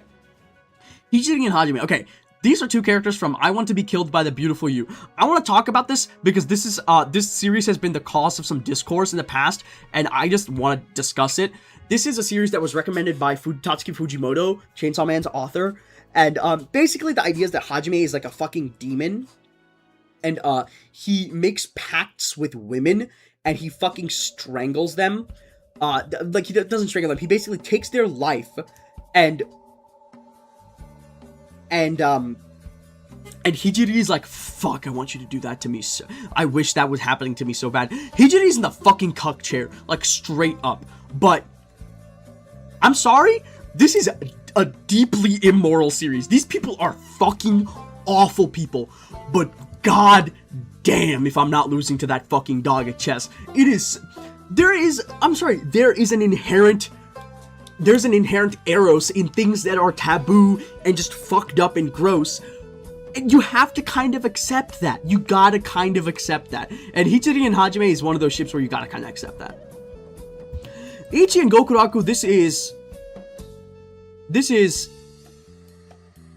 A tier, I think. Ichi the Witch has a lot of... This series is... I've got high hopes for this series, but, you know, for now, this is gonna be there. Sakaido and Anaido. God damn, I love these fucking guys. This is low-key self-cessed figurative. Actually, no, this is Boy Who's Evil for being weak X Boy Who's Evil. So for those who don't know, this is from Id Invaded, which is like basically Psycho-Pass, but different, I guess. Psycho-Pass, except the OST sounds like this. Hold up, let me see. Psycho-Pass, except this is what the OST sounds like. Anyways, Sakaido and Anaido are like, the two main characters, like, alternate egos in the mental realm. You know what I mean? And, they're both, like, great detectives that, like, but they are totally separate from their real-world selves. So in their real-world selves, they're both, like, these disgusting criminals who have killed people in the past and are, like, being, like, tapped for their mental potential and basically be forced into, like, slave labor because of the shit that they've done. But in the in the id world, they have this nice little budding relationship with each other where they help each other out despite not really knowing that much about each other. I think that's fucking awesome. Shiki and Shiki, hold up.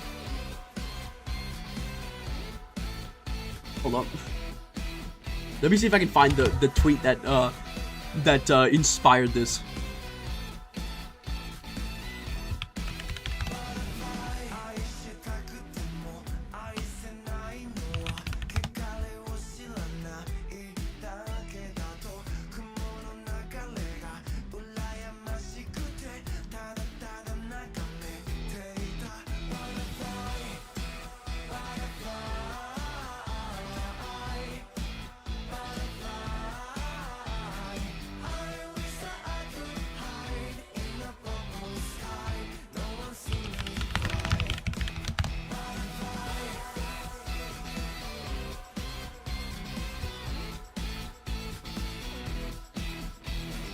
Come on, I need to find this. That's the one. I found it. Okay. Let me. This ship is entirely and in its entirety solely motivated by this one video, labeled Shiki and Shiki meeting up for a coffee and Kohaku route for some reason. And I forgot about this event until I did this again. Watch this. I know who you are. Do you? You're an evil rapist. You know me well. Takes one to know one. I died laughing when I first saw this shit, man. And I think it is so fucking... We ship this not because it's hot, but because it's funny. I'm sorry, sometimes there's one single interaction that makes you ship two characters together, and I fuck with that heavy. Right here. I'm sorry, more people need to talk about this fucking ship. Like, are you crazy? Okay, Mobile Suit... Okay, let's go over it, okay. Mobile Suit Gundam Iron-Blooded Orphans is one of the greatest TV shows ever made. In it, you have these two characters that work for the bad guys in Season 1, Gallarhorn, Gaelio Bodwin, and McGillis Furry. They're like childhood friends. They're like elite Gundam pilots that have been raised into nobility since they were born. McGillis is engaged to Gaelio's little sister, and she's like 8 years old. This is a really strange part, but I just wanted to point that out. It's not really relevant for the rest of the discussion. Anyways, McGillis is a piece of shit. He's a total asshole.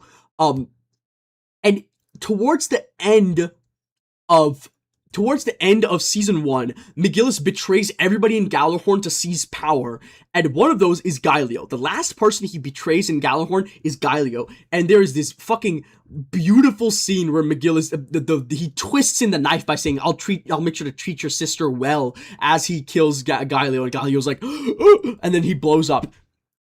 Flash forward to Season 2, Gaelio's back, and he's in a mask, and at the end of the season, after all of the entirety of the conflict is done, Gaelio, like, McGillis is basically dying. He's on death's door, but he manages to, like, board a ship on foot that he has a gun, and he's like bleeding, and then Gaelio shows up, and he's also basically dead, and they almost die in each other's arms. Gaelio loses his legs and shit like that. It is fucking cinema. This ship is peak.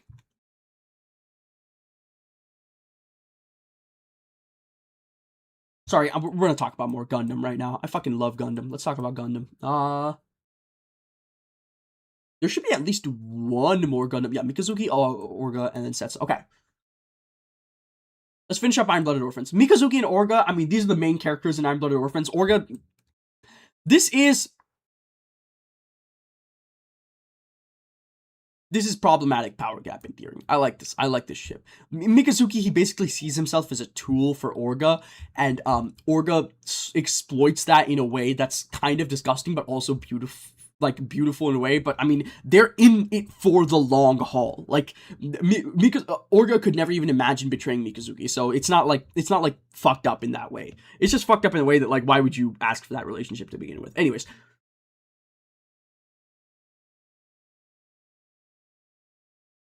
Hold up, let's do that. Okay. Okay, we're talking about Gundam 00. Gundam 00 is one of the series that I feel like we just do not have enough people fucking talking about.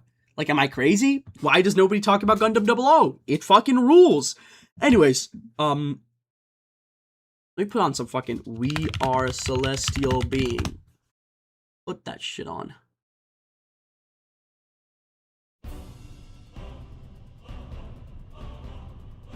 Let's do this. Okay, basically these guys are all part of Celestial Being, which is, sent to Earth to stop all war on Earth by doing armed interventions.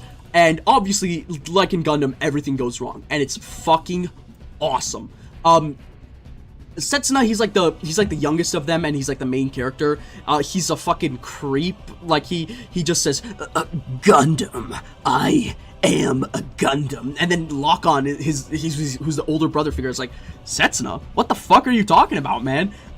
This is your last two brain cells. I love that shit.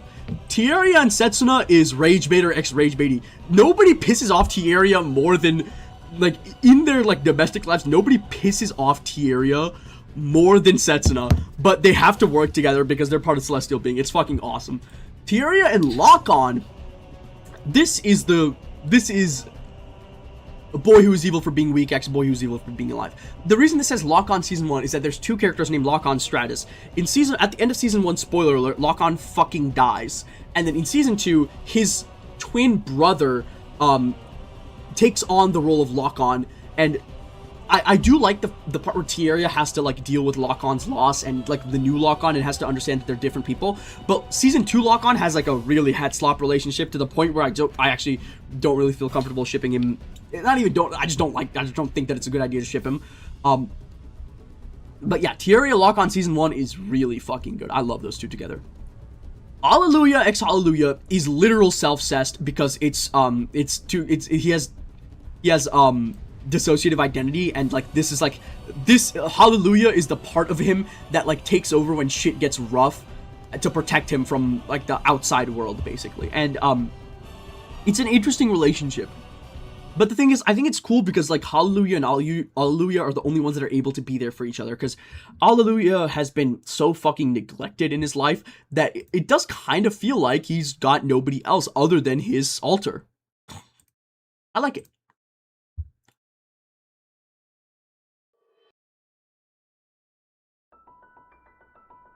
Oh shit, you know what? This is a good opportunity to do some trails. Let's scroll down here. Okay, let's talk about trails. I think these are all like the same. I think they're all like right next to each other. Okay, let's start off with... I'm currently losing to this dog. I'm sorry. If you and your homie are embracing each other while in your Gundam suits, heading up to the stratosphere, about to sacrifice yourself for the greater good, and you're the only ones that know how each other feel, that's not your homie anymore. That's your fucking husband, alright? That's your husband. Rin and Crow, the shit that Rin and Crow do together, it would be less intimate if they had, if Crow penetrated Rin in the ass. It would be less intimate if they did that. The type of shit that they do, oh my god. Like, this is the ship that I believe in the most in Trails.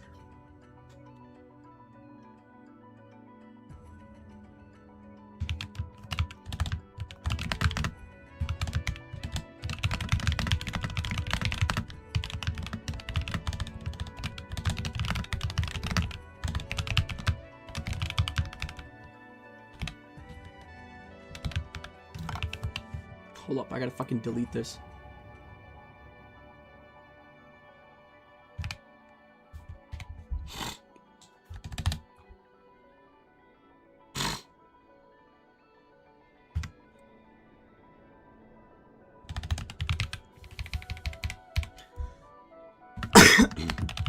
These are ships that I unironically believe are happening, but I'm probably going to be fucking wrong on. This goes in there. You know what else fucking goes in there? Van and Renee. Oh no, it doesn't show Renee with the fucking... Oh, whatever, Renee. There's some spoiler-heavy reasons for why I think this is legit, but basically, okay, let me talk about this. In Trails of Daybreak, Van Arkwright, he's like the main character of Trails Through Daybreak. He has two childhood friends, Renee and Elaine. There's this interesting thing where Van used to be Elaine's boyfriend, but then he left her, and then he disappeared for a while, and he came back, and he's sort of been skirting being in a relationship like pretty fucking hard. And I feel like there's been a lot of small little factors that legitimately lead me to believe that they might actually do this ship. Like, they might actually put these two guys together. And if that happens, I'm going to be fucking shocked. But it would be so badass.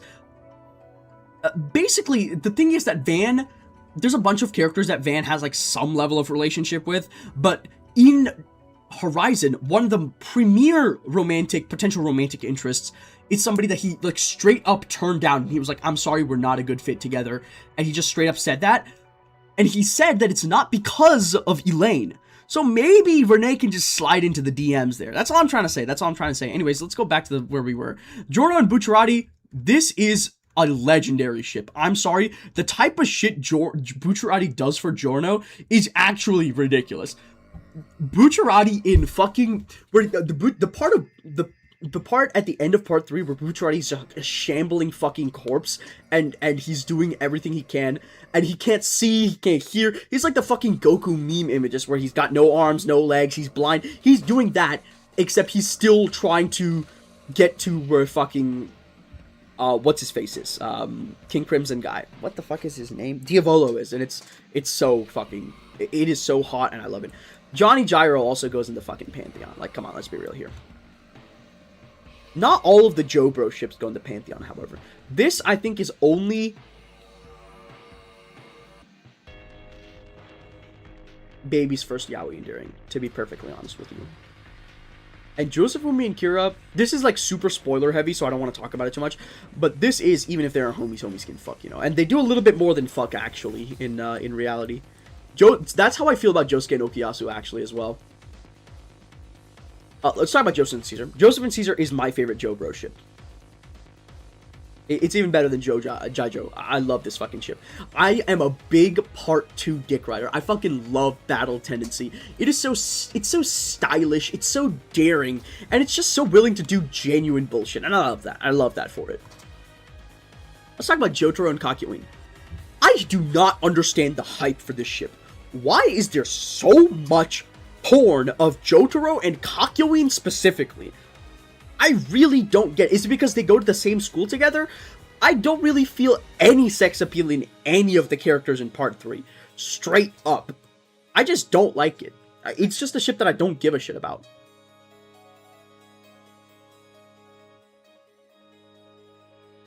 Sorry, I had to drink some water.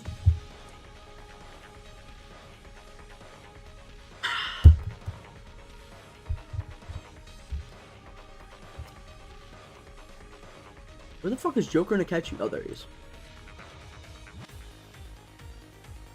Japanese Fujo's love for these two is baffling. I agree. Thank you. I don't think there's any reason for the Kakyoin laid an egg thing. Not even from like a, oh, that's gross perspective. I'm a fan of some Omegaverse stuff. I just don't think the ship makes sense, to be perfectly honest with you. This is your last two brain cells. These two, everybody in the fucking Part 5 cast is dumb as shit except for Bruno, and these two are also dumb as shit. Is there anybody else in the JoJo realm that I'm missing? I think I'm missing one more ship. Yeah, Diego. Okay, this is Alt Universe Diego and Funny Valentine. This is low-key. I do love this ship. I think this ship is fucking awesome. I love Diego and Funny Valentine, the Alt Universe versions. I think that this ship is fucking based. Because, I mean, Diego does not give a shit about Funny Valentine, but Alt Universe Diego does, so I guess I'll ship them together. Yuji and Chozo. I'm sorry, this is one of those ships where I'm like, I believe with 100% certainty that Megumi is gay. What I do not believe is that Yuji is gay or straight or really anything at all. This should just kind of happen out of necessity. Gojo and Geto, this is a Pantheon ship. This ship is unironically good. This is actually, I'm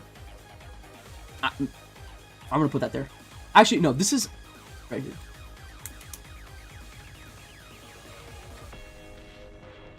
Gojo Geto is so fucking good. I mean, this is like the biggest Jujutsu Kaisen ship, and it's already in the top 100. It deserves to be here. Yuji and Choso, this is just, a ship I don't give a shit about. Okay. This, I'm telling you this right now, Chihiro and Hakuri is the next Gojo Geto. I'm telling you this 100%. Chihiro Hakuri is the next Gojo Geto. This is, what if I beat the dog? Just kidding, unless. And the toxic yaoi equivalent of that is Chihiro and Hirohiko. That's gonna also go in that tier. Samura and Uruha is a problematic power gap endearing for sure. Is that the Power Scaler show of the dudes wearing trash bags? No, you're thinking about Gachiakta. This is Kagurabachi, the one with John Kagura. You know, hold on, let me pull up John Kagurabachi. Oh wait, that's the wrong guy. Hold up, John Kagurabachi. Hold up, let's go here.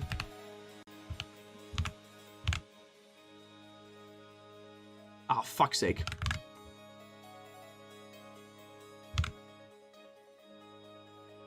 That's John. This is Kagurabachi. This is the one that Kagurabachi's from.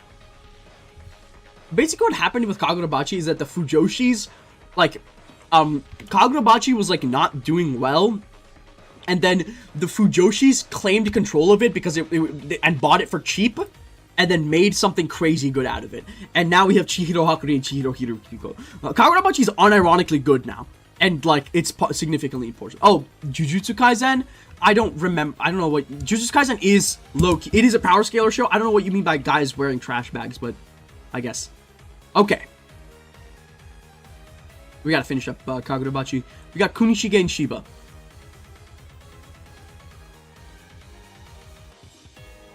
This is Boy Who's Evil for being weak X, Boy Who's Evil for being alive. Kunishige basically created the first nuclear bomb in the Kagurabachi world equivalent, and Shiba is his best friend, who is one of the only people that survived the events of his youth. It's pretty badass. It's pretty bad. We're getting more about them now as we speak, because we're in a flashback arc right now. I'm liking where it's going, baby.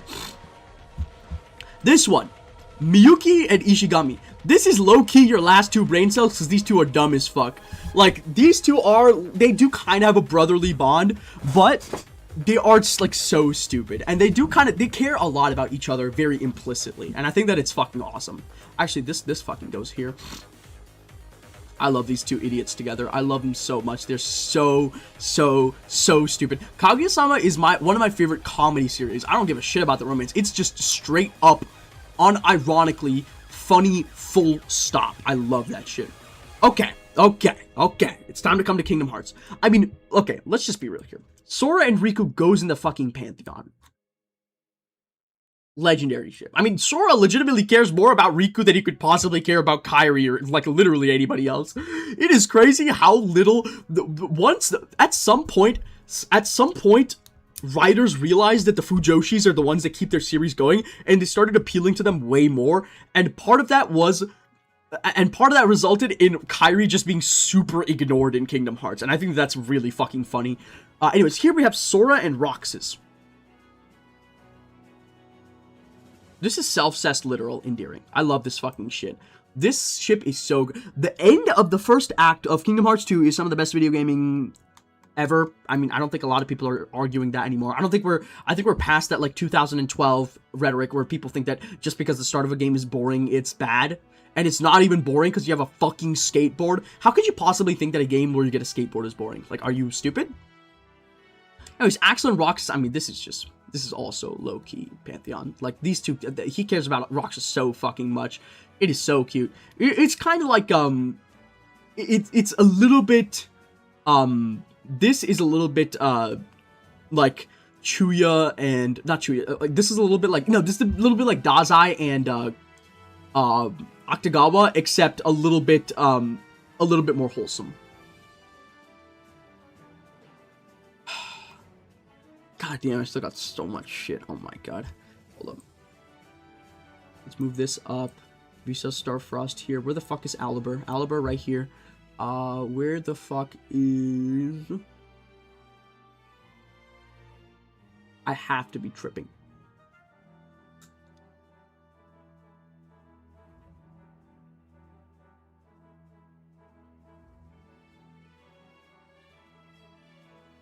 what? Hold up.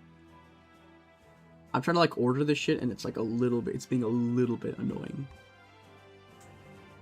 Switch Volsun, Agata Tsubaki. Where's it? Volsun, Switch, Tsubaki. Yeah, those two go together. Those all go together. We got Subaru Julius, Subaru Reinhard.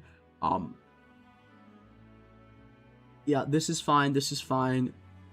Aw, the images basically do line up. That's so cute. Anyways, let's move on to Marriage Toxin. Okay, this is gonna cause some fucking discourse. People are saying that Kinosaki is like is a trans woman, which if that's your read on Kinosaki, be my guest. But Kinosaki says I'm a guy like at least 4 times, and you know what?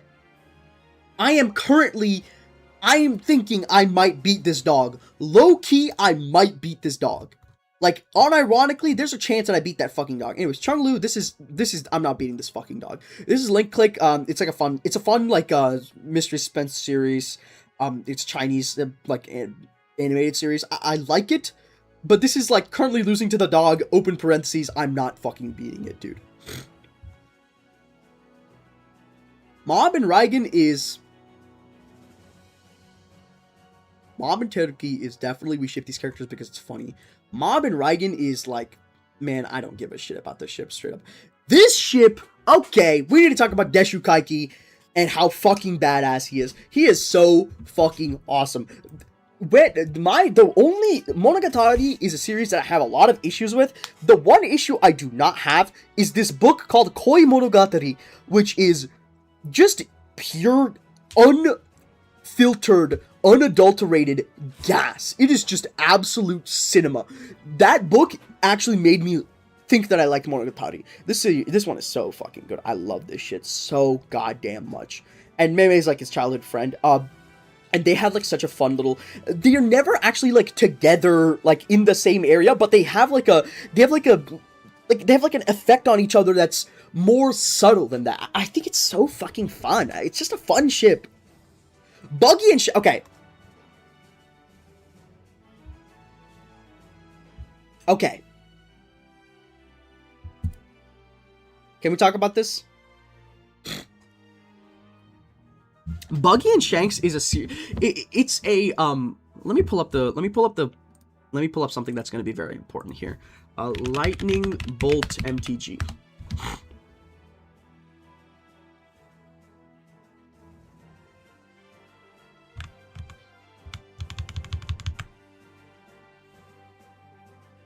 Okay, I need you to read the flavor text for Lightning Bolt right here. The Spark Mage shrieked, calling on to the rage of the storms of his youth. To his surprise, the sky responded with a fierce energy he never thought he'd get to see again. The shit that Buggy and Shanks are doing together, now that they're both part of the Yonko, is how it's like I've rediscovered something that I never, ever, ever thought I'd get to see again. Buggy and Shanks, they actually do, like, Shanks cares so much for Buggy, but, like, Buggy just doesn't understand. It's so, I like this ship a fucking ton. I like it way more than fucking Zosan. This is baby's first yaoi endearing. I don't think it's a bad ship, but it's a little baby's first yaoi. Akihiko and Shinjiro, I mean, this is literally,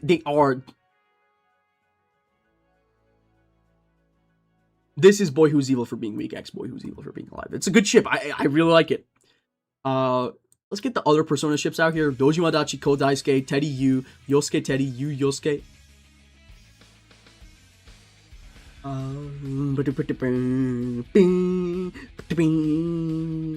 Sorry, I was banging along to the music a little bit. Where the fuck is... Okay, Persona 5. Persona 5. Okay.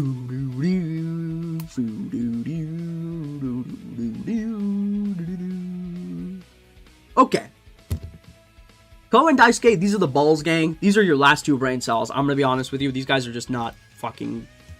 They're just funny. Like, straight up. But they are also good together. Soyo is a Pantheon ship, bro. Maybe I might get to beat the dog when the remake comes out. I low-key might get to beat the dog when the fucking remake comes out. Let's actually move this down here.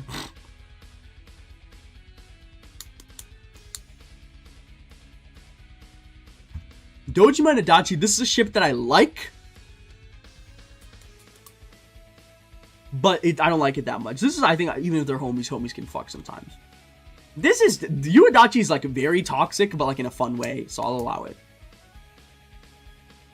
I like it. Yosuke and Teddy, this is something you ship not because it's hot, but because it's funny. Similarly with, where the fuck is the other Teddy ship? I had you and Teddy on here somewhere. Chat, did I put fucking you and Teddy on here somewhere accidentally? Oh no, I got rid of Soyo has one final chance. Oh my god, I really hope it works out, man. And please rehire Yuri Lowenthal. Please let him, please, I'm begging you. We need him as Yosuke. He's so good. He's so iconic as Yosuke. We need him. It's interesting because this, actually, let me talk a little bit about Soyo. Soyo is kind of interesting because it's one of those ships that, like, it started off at its infancy. Like, if you just played Persona 4 or Persona 4 Golden, this would be self-cessed, figurative, endearing. Because Yosuke and you hang out a ton together because Yosuke is basically like in the early parts of Persona 4, it's a mystery series, so you need somebody that's like a little bit smart to carry the plot onwards, and Yosuke's that character pretty much until and even after Naoto joins the team. So I think that I think that normally it would be self-cessed, figurative, endearing. However, with all the supplemental media, they push Soyo so fucking hard in the Persona 4 anime. They push it so goddamn hard. It's crazy. These are the two most bisexual guys of all fucking time. This, I have high hopes for the ship, but I don't know. Maybe it'll work. Maybe it will work. Maybe it won't. Akechi Joker, this is baby's first yaoi. I don't really give that much of a shit about it. I mean, it's good, but like, whatever. This one is kind of like, these are homies that are fucking. These are homies that are fucking.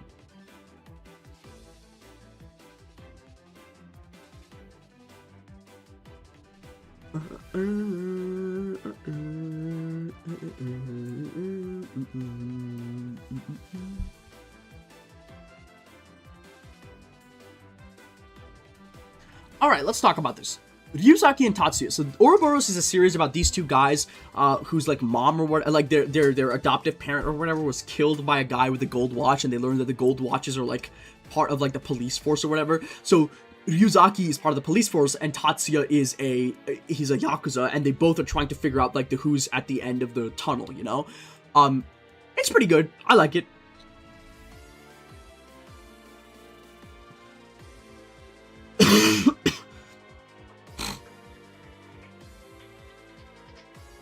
Yosuke loses brain cells slowly after Rise peeks at the fake out ending, but then recovers them all when figuring out the real killer. He really does. The shit that, okay, also, the most homosexual scene in Soyo is the scene in the anime where Yosuke, like, comforts you in the rain. Like, Narukami's out in the fucking rain sobbing because he thinks Nanako is going to die. And then Yosuke is the only one that's there lending a hand. They actually push Soyo so hard in the anime. I'm not kidding. They push that shit. Ryuzaki Tatsuya is an A-tier series. This is a series that not many people have read, but it's pretty good, actually. Okay. This is a series not many people have read, and I don't know why. Plunder is so fucking good. It's like if Dungeon, it's like if Delicious in Dungeon was like a tier below. Like, it had the same scope, but it was just a little bit worse, you know? Like, it's got the same ideas as like something like Delicious in Dungeon, where it's like fully explores the world and makes it interesting, but like it kind of loses steam. But I mean, this is fucking peak. Like, this is peak. This one is kind of just whatever. Plunderer, okay, let me put it this way. In the world of Plunderer, like way in the past before the story starts, there's a bunch of kids that are, like, it's like a post-nuclear world, so like nobody has any food and shit. So, Licht and Sakai are part of like a training program for like superhumans, and they both are some of the only kids that survive there, and because of some like shit that happens, there's like like an elite oligarchy that's in like an island in the sky that has 99% of the resources, and everybody that's on the surface just like dies of starvation because there's like so little food down there. And Licht is the one that goes up to the top, and Sakai is the one that stays behind, and they are like diametrically opposed. And like Licht, like in this series, everybody has like a power level that's like a number that's based on something about them. Licht's power level, it's secret for a while, but it's how many people he's let die, and Sakai's how many people he's killed. And everybody Sakai's killed personally is somebody that he's had to kill on the surface because like to preserve food, to give them like a swift death. It is fucking good, man. Anyways, let's move on to Pokemon Adventures. This one is a little bit contentious because Yellow is eventually revealed as a girl. My read of Yellow is that Yellow is a trans man, so I'm going to put this on here.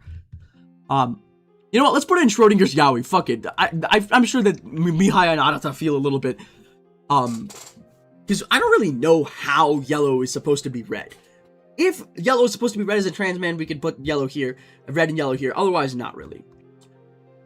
I'm sorry, I'm not going to call this motherfucker who has the Blastoise green. I'm not going to call him green. I'm not going to call him green. That's blue.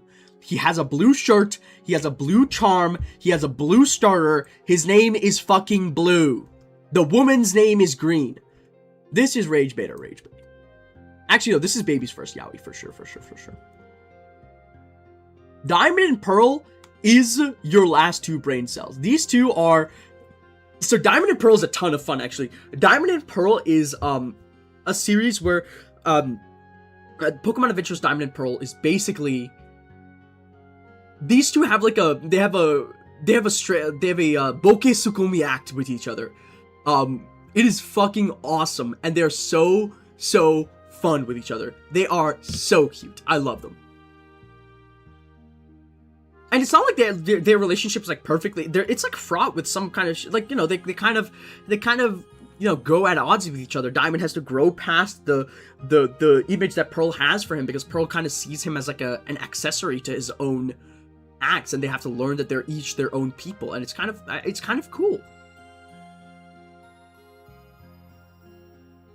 I mean, literally, they are kind of Rage Bait or X-Rage Baity because it's a Bokeh Sukumi act, but like, come on.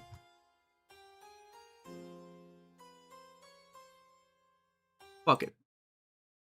Put me some Hollow Bastion, man. Gold and Silver are... This is cinema. I fucking love this shit, man. This is low-key Boy Who's Evil for being weak, X Boy Who's Evil for being alive. These two get fucked up so goddamn bad in Gold, Silver, Crystal. GSC Pokemon Adventures is the best Pokemon Adventures, and I'm not taking any shit for that. Alright, we move on to some shit that I have very little memory of, admittedly. It's Prince of Tennis, or what is it, Tennis no Ojo-sama? Whatever the fuck however the fuck you say it.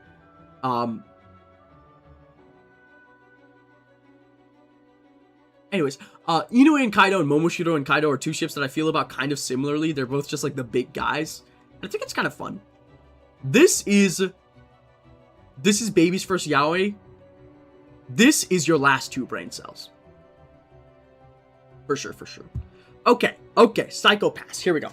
So you got Kogami and Ginoza. Psycho Pass is a little bit head slop for my taste, even though there's like canonical lesbians in it. Kogami and Ginoza is like... This is something that I am currently losing to the dog at. I think that they're pushing it, but like Psycho Pass is technically still ongoing, so I'm losing to the fucking dog with this one. Can I just say something about Psycho Pass? Whoever's writing Psycho Pass, can you please let something fucking happen? I'm so tired of the status quo being maintained every single season. Please do something with it. Kogami and Makishima, this is the culprit in season 1. And it's awesome. Like this is classic. This is very Sherlock and Moriarty adjacent. You know, like this is a classic like diametrically opposed villain and hero, detective and culprit relationship. I like it a lot. Okay, we got Demon School. Where the fuck is the other Yumakun ship?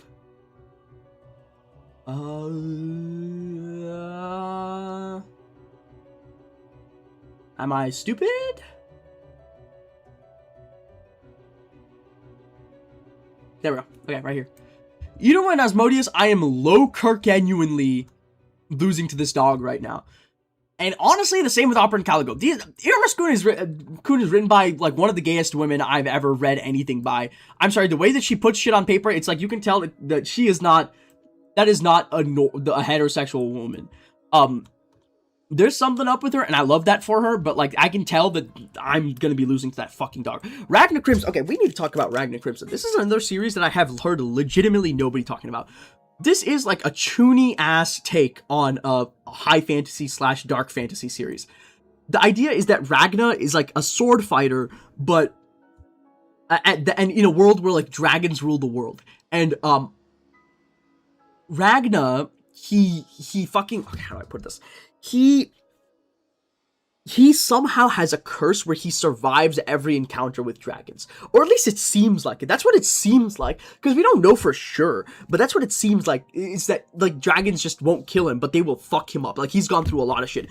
And then eventually, at the end of his life as, like, an old man, he gets a power to transmit his consciousness back to his childhood self so he can try to stop these events. But shit is still fucked up in the world of Ragnar Crimson. So Ragnar meets... So Ragnar's later self goes back to his past self, and he's like, by the way, this guy, Crimson, gets killed, but he's one of your allies in the war against the dragon, so you need to meet up with him. And Crimson and Ragnar are basically in a constant symbiotic relationship of using each other, in really fucked up ways. And I love it, and I'm loving every minute of it, Jerry. I low-key... I mean, this is No... I'm currently losing to this dog right now. I like Ragnar Crimson a lot. It's very, like... It's very Chunibyo as fuck, but like whatever. Ron and Milo, this is another Sherlock Moriarty pairing. So let's put this into Boy Who's Evil for Being Weak. Actually, Boy Who's Evil for Being Alive. Actually, that's not. No, that's correct. Ron and Omito, this is like his like rival detective and him. So this is like the guy that's Sherlock and then his rival detective. I like it. This is homies that are fucking. And this is just Sherlock and Watson. This is Sherlock and Watson again. This is Baby's first yaoi, low-key.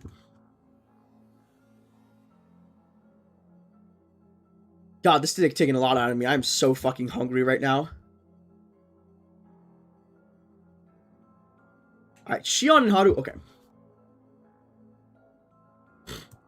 This is one of my favorite ships of all time. Sayate Station is a short RPG Maker game that's free. It's about this guy Haru Akinashi who shows up, who's in like a metaphysical realm made up of his insecurities and his fears and shit. And this guy, Shion, his co-worker, is along with him. And you learn that Shion is like super twisted and fucked up, but like they met up when they were kids somehow, and Haru like doesn't remember it because Shion looks like way different now.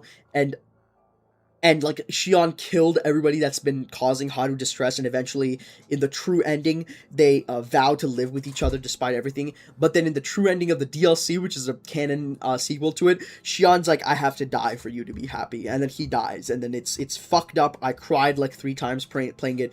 It is so fucking good. Yuichiro and Michaela, this is also a Pantheon ship. This is one of those ships where I'm like, how the fuck... there's legitimately no actual chemistry between Yuichiro and anybody other than Michaela. Guren and Shinya is kind of homies that can fuck, because Guren is very devoted to his wife, whatever, but Shinya is also he's kind of chilling there. And similarly, where the fuck is it? I know it's here. Where are you?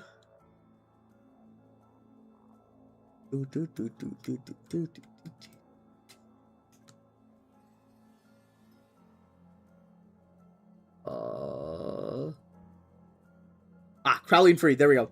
This is a much more fun version of the ship. This is low-key, I think, the most likely of the ships to be realistic. This is your 2 last brain cells. They're kind of... Actually, no, this is problematic power gap endearing. I do kind of like their power gap. So Farid is like... So Seraph of the End is all about vampires, and Farid is like one of the more powerful vampires in the verse. And Crowley is like his underling, but they're actually much more equal in power level than you originally imagined. But Farid still has like control over Crowley, so it's kind of fun.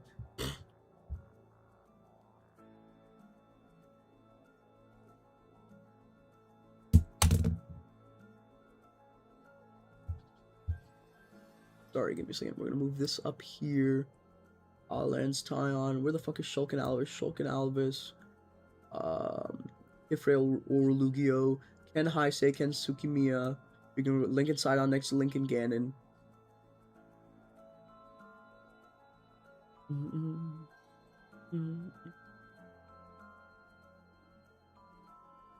I think these are all the trails ships left. Alright, let's talk about this. Tsubaki and Yu. Okay. This is a series that I only read because it was getting a lot of people talking shit about it on Twitter because the age gap is ginormous. Tsubaki's like 9 years old and Yu is like 17, so definitely the age gap is definitely fucking problematic. But you know, I hate to say it, they literally are, like, it's a yaoi series, so they are definitely into each other, and Tsubaki's the one that puts the first move on him, so, you know, let's just put it in there. Alright, let's talk about Shaman King. Shaman King, by the way, one of the biggest fumbles in the last 3 decades. Why is nobody talking about how fumbled Shaman King was? Well, actually, I'm sure they are, but, like, I don't know, man. Shaman King feels like a hit, like a total miss, but whatever. We got Amidamaru here and Tokagero. These are like 2 ghosts, but like they have like a fun relationship together. Tokagero killed Amidamaru, but he's definitely weaker. This is a problematic power gap that's endearing. Yo and Ren is kind of out of necessity because Yo actually does have chemistry with his canonical. We ain't got Spock and Captain Kirk on here. I'm sorry, I can't be fucked doing any Western ships because locating images for the Western ships is the hardest part, and I just can't be fucked doing that. I'm so sorry. I probably should have put like Harry and Neville and stuff like that, but whatever.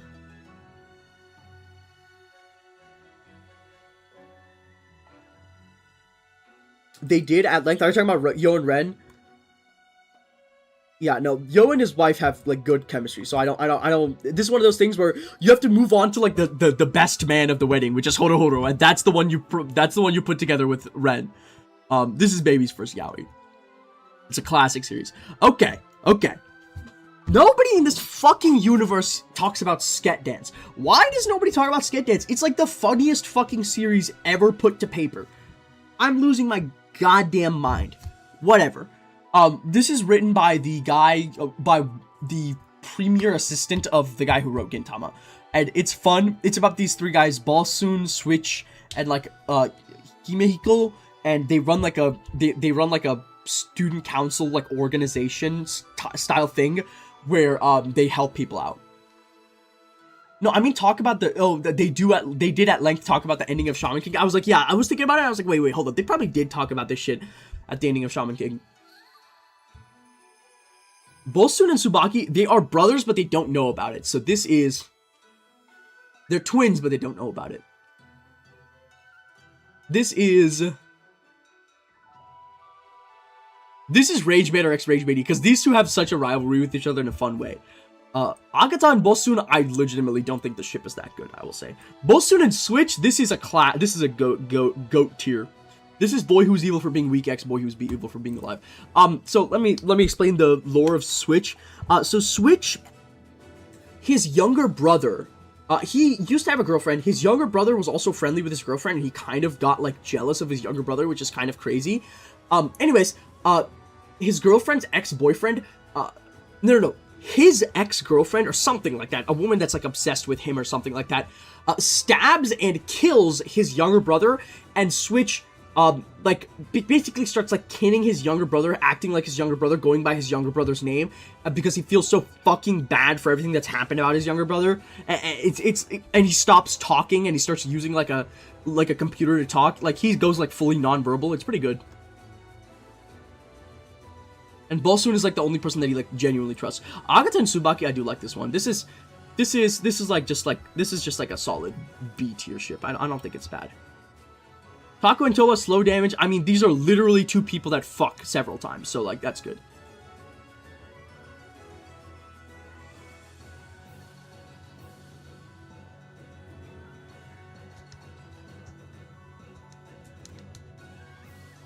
Their ending is really hot, I will say.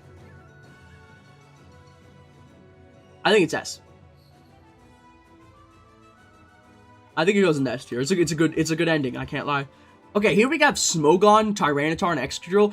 This shit has been putting in work for 5 goddamn generations. You're crazy if you think I'm not putting this in the Pantheon. This is the Sand Team core. You will never see a Sand Team unless it's on Monotype ground exactly, unless it's got Tyranitar and Excadrill. I will say on Mono ground, Hippowdon takes over the role of Tyranitar, so it's kind of like a... There's some NTR involved there, but Tyranitar and Excadrill are there for fucking life, gang.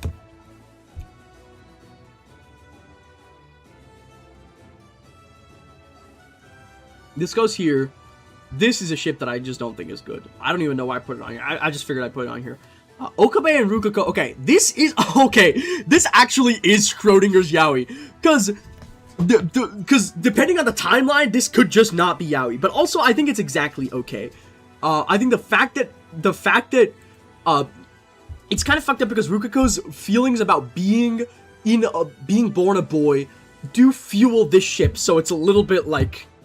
It's a little bit iffy, because, Rukako wants to be, Rukako wants this to be a het ship, so I guess I'll just put it there, and it makes sense because it's in the middle of the two. I fucking love Psyche-K, man. Psyche-K has, like, a very strange brand of Fujos and mentally ill women that I really respect. The only ship in Psyche-K that I really, really care about is Aren and Kaido. I fucking love this ship. This is two fucking stupid characters, like actually straight up stupid. And Psyche and Kaido is like nonchalant, extremely chalant. Psyche's ace, but even then they can still fuck a little bit.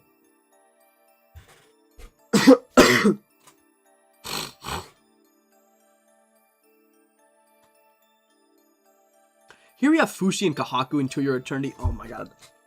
Let me spit my shit about To Your Eternity. So the whole premise of To Your Eternity is that Fushi is like this alien organism that is legitimately immortal and can't die. And every time it sees somebody die that it is close to, it can take over their body. Eventually, he takes over like a kid's body. A bunch of other shit happens. Yada, yada, yada. In like the second major arc of To Your Eternity, there is this woman who is such a fucking bitch. And her entire bloodline becomes the primary antagonists for To Your Eternity. And they basically, like, take on, like, the enemy invader species and shit like that.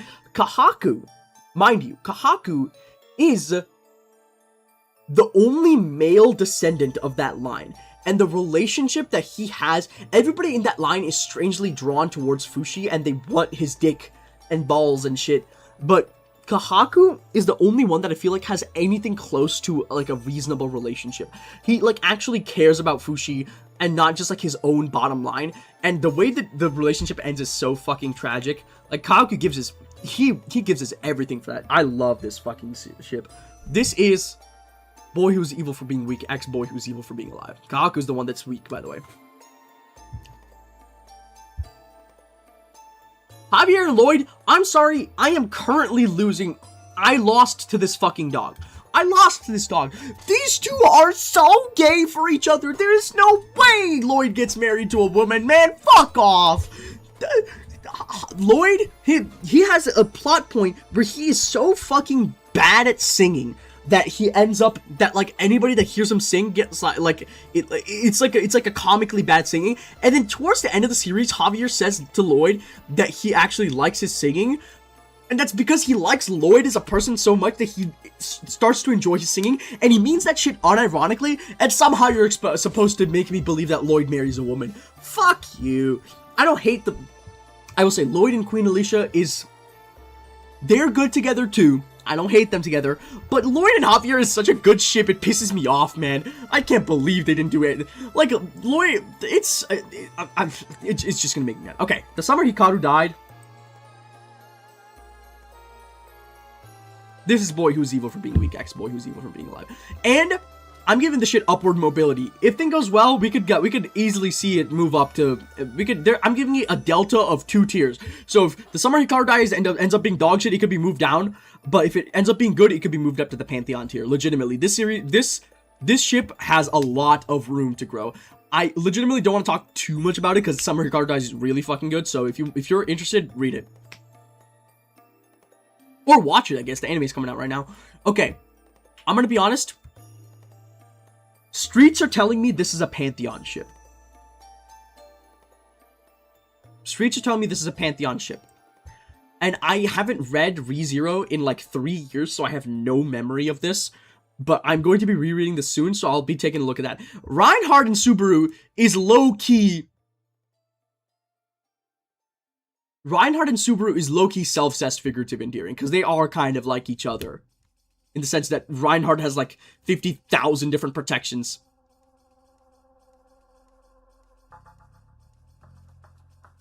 Okay, Sobote Must Die is this really fucking interesting series about this like evil mansion, evil haunted mansion, that you know, repels any attempt to invade it, but they go like a bit extra far with it. Instead of it just being like a horror series, the fucking government tries to drop bombs on it, and it turns out it doesn't work. Turns out, Sakamaki Dato, this guy, he encounters an alien being, and the alien being is able to, he's an artist, both these guys are artists, and the alien being is able to transform itself into artwork, and it's like a liquid alien thing, and it's able to transform itself into different colored paints that he uses to paint, and as a result, he's become like basically immortal, and like gone into like a symbiotic relationship with the house itself, and he's just constantly fucking painting with it, and he's painting and painting and painting. He's been doing it for hundreds of years, and it's really fucking awesome. So Tsutomu is our main character, who's also an artist, and he's like the only guy that understands Dato's love for art. And the final battle in Sobote Must Die is so fucking awesome. It is actually one of the best final battles ever. Tsutomu and Dato are doing an art off where they slow down the time and they start just doing art, and whoever gets bored first, whoever like can't come up with something to draw first and is not able to keep up with the other person's speed loses. And in the meantime, the alien species is trying to trying to make it into a water source, and the entire fucking government is getting together to stop it from making it into the water source. This ship, I just want to talk about how good this series is, but this is Boy Who's Evil for Being Weak, Boy Who's Evil for Being Alive. And Tsukiyama, this is a potential man ship. They just did nothing with it, and this is literal self-cessed and in a fucking badass way. This ship is the same as Sora and Roxas. Link and Sidon, this is a potential man ship, but I feel bad about it, so I'm just gonna... I like this ship, but... No, I like this ship, but it's potential man. This one I don't even like. I don't like Link and Ganon, because I feel like there's no... I'm gonna be honest, I just don't like the aesthetic that Ganon usually has. I don't like the buff guy thing. I like the Link physique. Okay. I lost to this dog. Lloyd and Randy, I lost to this dog. A lot of these Trails characters are going to be me losing to a fucking dog. This ship is just not good. Machias and Usis, I lost to this dog. These two have like such a love-hate relationship with each other, and they have, you know, they have gay sex in the bathroom. You know how it is. Vald and Vazi, I don't know, mate. I think low-key, these guys this might actually beat the dog in chess. Low-ker genuinely, because I don't see Lloyd. Wazi doesn't have any, like, chemistry with any women. Lloyd and Wazi is also kind of, this is a homies can fuck sometimes. Actually, no, I lost to the dog on that one. Olivia and Joshua, this is not a good ship. I don't like this is one of those things where like it's like an immoral ship, and also I just don't like it. Olivia and Mueller, I lost to this dog. He got married to a woman. I lost to this fucking dog. It pissed me off really bad, but I lost to the dog. Whatever. Kurt Ash is low-key also kind of a potential man ship. This ship has done fucking nothing for so long. Reen and Lecter, I feel like this is Boy Who's Evil for Being... CS3 and CS4 Reen and Lecter specifically. This is Boy Who's Evil for Being Weak, X Boy Who's Evil for Being Alive. Lecter's the one that's evil for being alive. Van and Aaron, this is like the secondary ship that low-key could beat the dog at chess, compared to Van and Renee. This is just a fun fucking ship. This is just a ship of two characters that have good chemistry with each other, that have a lot of interactions with each other. That's straight up it. Battler and Rotove is a ship that I ship because it's funny, not because it's good. The characters in Umineko ship them with each other, and they have arguments about who's on top and shit like that. It's very funny.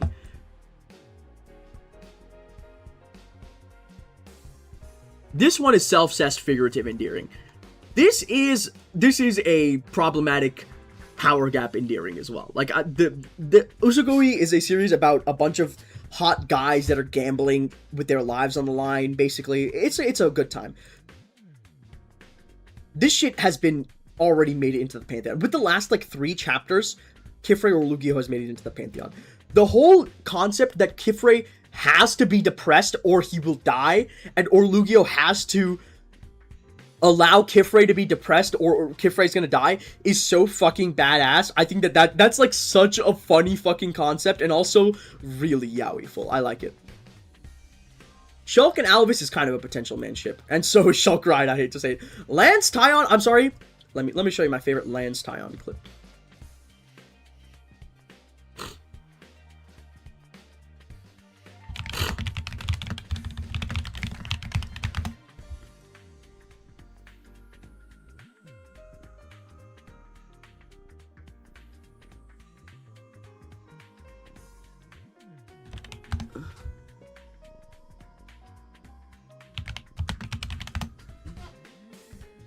This is the one, hold up.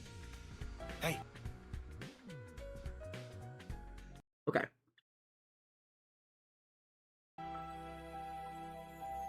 What's that in aid of?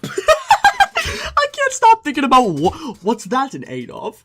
Dude, fucking Tyon. These are the two last brain cells in your fucking brain rubbing against each other. I love those two idiots together. Yotsubato, low-key, these are also definitely 2 last brain cells. This is the dad of the kid in Yotsubato, and this is his, like, best friend that rage baits the shit out of his kid, which is very fun. I love that. Okay. This is a Pantheon ship. This is a clamp ship, so it kind of goes in the Pantheon by definition, but it's going in the Pantheon. Yugi Kaiba also kind of goes in the Pantheon. Kaiba and Yugi and Jonouchi, aka Joey. I feel like this is kind of a problematic power gap endearing, because Joey gets fucking killed in every single duel compared to Yugi, but, like, it's kind of fun. Okay, if you're looking for some queer media and you're okay with it being a little bit fetishy, you need to read Yureito. It's like clock, it means like clock tower or something like that. This is a fun fucking series. Like, it's just a bunch of extremely strange, like, queers, like, going through like a gritty murder mystery together. Akira is a trans man, and Taichi really fucking wants him. This is boy who's evil for being weak, boy who's evil for being blind. Fuck ass Domeki doesn't deserve Pantheon status. Fuck you, dude. Domeki Watanuki is peak. Domeki Watanuki, do you realize that after the fucking woman leaves, Domeki Watanuki, that's the only thing that's keeping him tethered, though held onto his plot egg for generations? Okay, that's kind of true. He did hold on to that fucking egg for, like, 2 decades. So, but, like, I'm sorry, these two are designed for each other. They literally are, like, they're, like, soul bonded. They are 2 stars that are, it's like Homura and Madoka. They're, like, destined for each other. We got Xenoblade Chronicles Lands and Noah. I think this is kind of an out of necessity ship. I really like Tyon and Lands. I don't like Noah and Lands. Okay. So I'm move on to the Yu-Gi-Oh! TCG segment. Here we have 3 ships that I feel like actually make, okay. Vsauce, Starfrost, and Scareclaw Rykard are boy who is evil for being weak and boy who is evil for being alive. Straight up, these 2 are fucking. Like, this is, Scareclaw Rykard is the first person that Vsauce, Starfrost, but okay, let me just do the overview. Okay, so the Vsauce Starfrost lore plotline is that Vsauce is a twink who wakes up in space with no emotions, and he goes to a bunch of different worlds where he finds other versions of himself that are correlated with different emotions. Scareclaw and the Scareclaw Rykard and the Scareclaws are associated with fear. Vsauce is the first person that Vsauce beats is Scareclaw Rykard, and they become, like, bonded, basically. They're, like, even after, and at the end, by the way, Vsauce fucking dies, and then the world is reborn because it's supposed to be like it's supposed to be an allegory for Buddhist reincarnation. Anyways, Rykard Reichardt's the first one he beats, and he becomes like a little fucking Funko Pop that like backseats Vsauce through everything, and Vsauce is like Vsauce fucks with Scareclaw Reichard heavy. On the other hand, Reichard is like his ultimate foil. Like, okay, I guess I should put this one goes into. Actually, I guess these do go into literal self-cest. And this is Aluber and Albas. This guy, I mean, I'm sorry. This is power. This is Boy Who's Evil for being weak X. Boy Who's... Botnuki should have fucked the Dream Grandpa instead. It's not ridiculous to say that. It's not ridiculous to say that. I do think that the Dream Grandpa is pretty hot. And then we have Mech Knight Crusadia Avermax.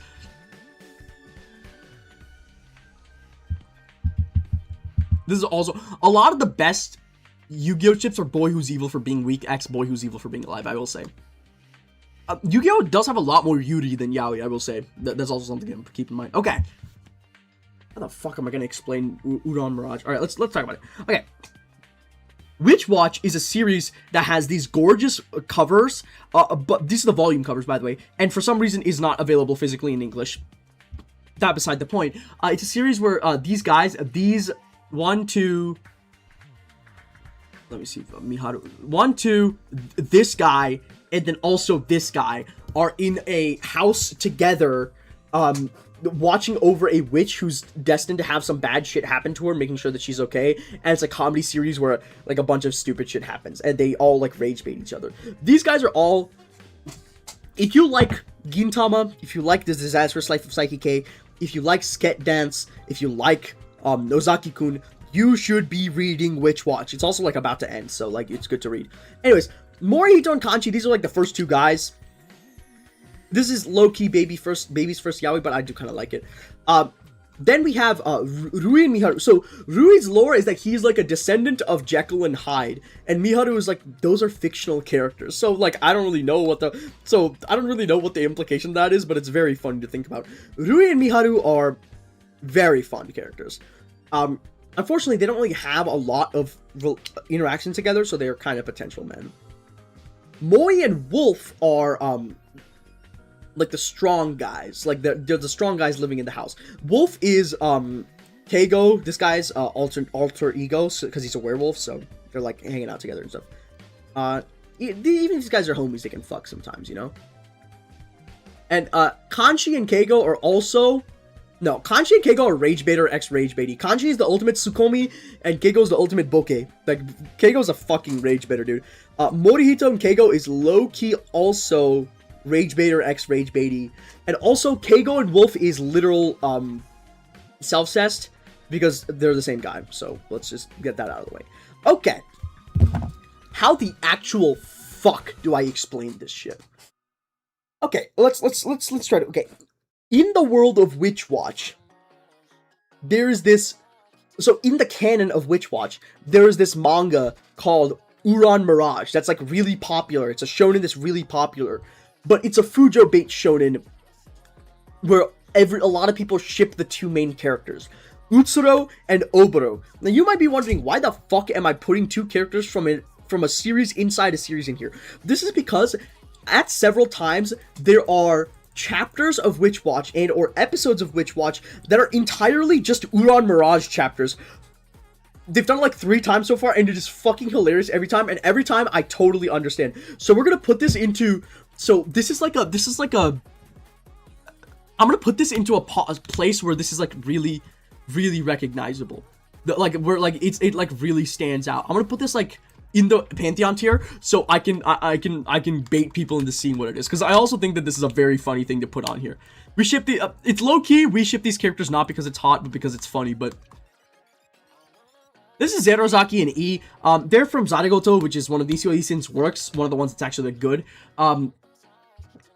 Zerozaki is basically like a serial killer, and he almost kills E, but like E is like the name of the main character, but like he almost never gets referred to by name. He kills the guy, almost kills the guy, and they like hang out with each other, and then there's like some murder mysteries and stuff. It's like it's part of Strangulation Kubishime Romanticist, and it's fucking good. That book is really good. That being said, it's low-key figurative self-cest because they are kind of stand-ins for each other. They're like mirrors to each other in like a serious way. Okay, because there's no self-cessed derogatory tier, so I'm going to remove the endearing qualifier from these. And we are going to do the colors on these tiers, and we are done. I can't believe I got this shit done in 3 hours. Okay. I will also order the Pantheon. Don't worry. I will be ordering the Pantheon.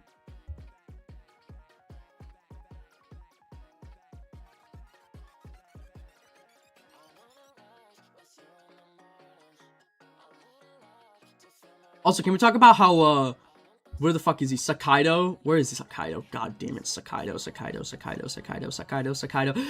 doing the Oni ni o te o oni o kiru. Hotoke ni o te o hotoke no kiru. Tsurugi no kotowari. Koko ni ari pose. You know what I mean? He's doing a My Aching Blood pose.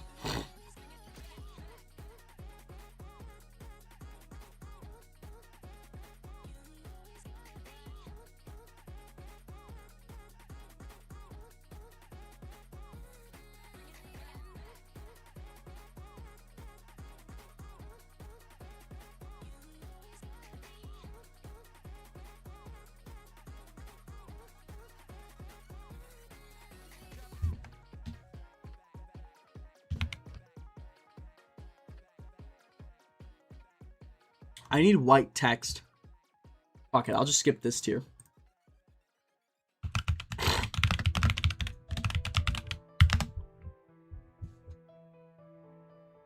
Oh, good thing we're doing that right at this time. Okay, let's go this one. Schrodinger's Yaoi. You can go here, and then we're gonna have to start, like, going back over. Okay.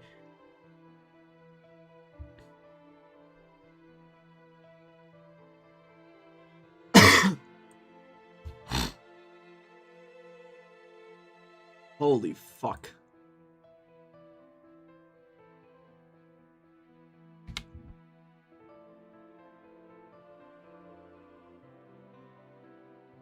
No, this needs to be this color.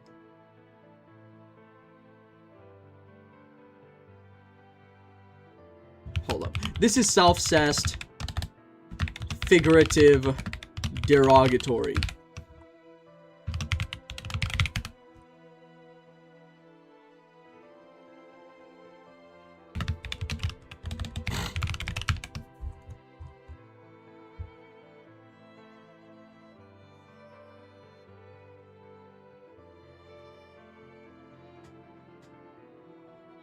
Okay, let's order this tier. Okay.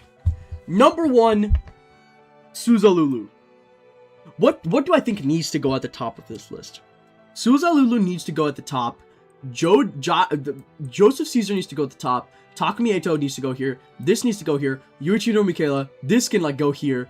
Tyranitar and X-Control can go towards the bottom. Sora Riku, it's somewhere in here. Watson Sherlock can go. Narusasu needs to be here. Octagawa, Atsushi go here. Crom Robin, Sora Riku. Sora Riku needs to be up here. Phoenix Miles needs to be up here. Okay, so the top 10 is going to be... Hold up, is there any way that I can make the first tier like a... Okay, let's do this. So, number 1 is going to be Suzalulu, then Eitaku, then let's do... Where the fuck is Hajime? Hajime Nagito. Let's not put the two Team Danganronpa characters. Let's put Narumitsu here. Joseph Caesar. I don't like... let's put Jaijo over here. Joseph and Caesar. We're going to put Yuichiro Michaela here. Narusasu. Sora Riku. Different Olugio. I like this ship a lot, so we're just going up here. Kyber can go, like, right here. Axel Roxas probably needs to go towards the bottom. Shinkawa. This goes like this. Crom Robin. Sylvix can go right here. Shuichi Kokichi is not that good. This needs to go up. This can switch. These two need to switch, actually, like that. Hubert Furdy goes down. Geto Gojo can go, like, up here. I mean, they are, like, really gay for each other. Subaru Julius will go there. Watson Sherlock, I mean, just in an abstract sense, go there. Ginto Kizura. Okay. This pretty much covers it. Oh my god. Thank you guys for showing up. I gotta fucking go get something.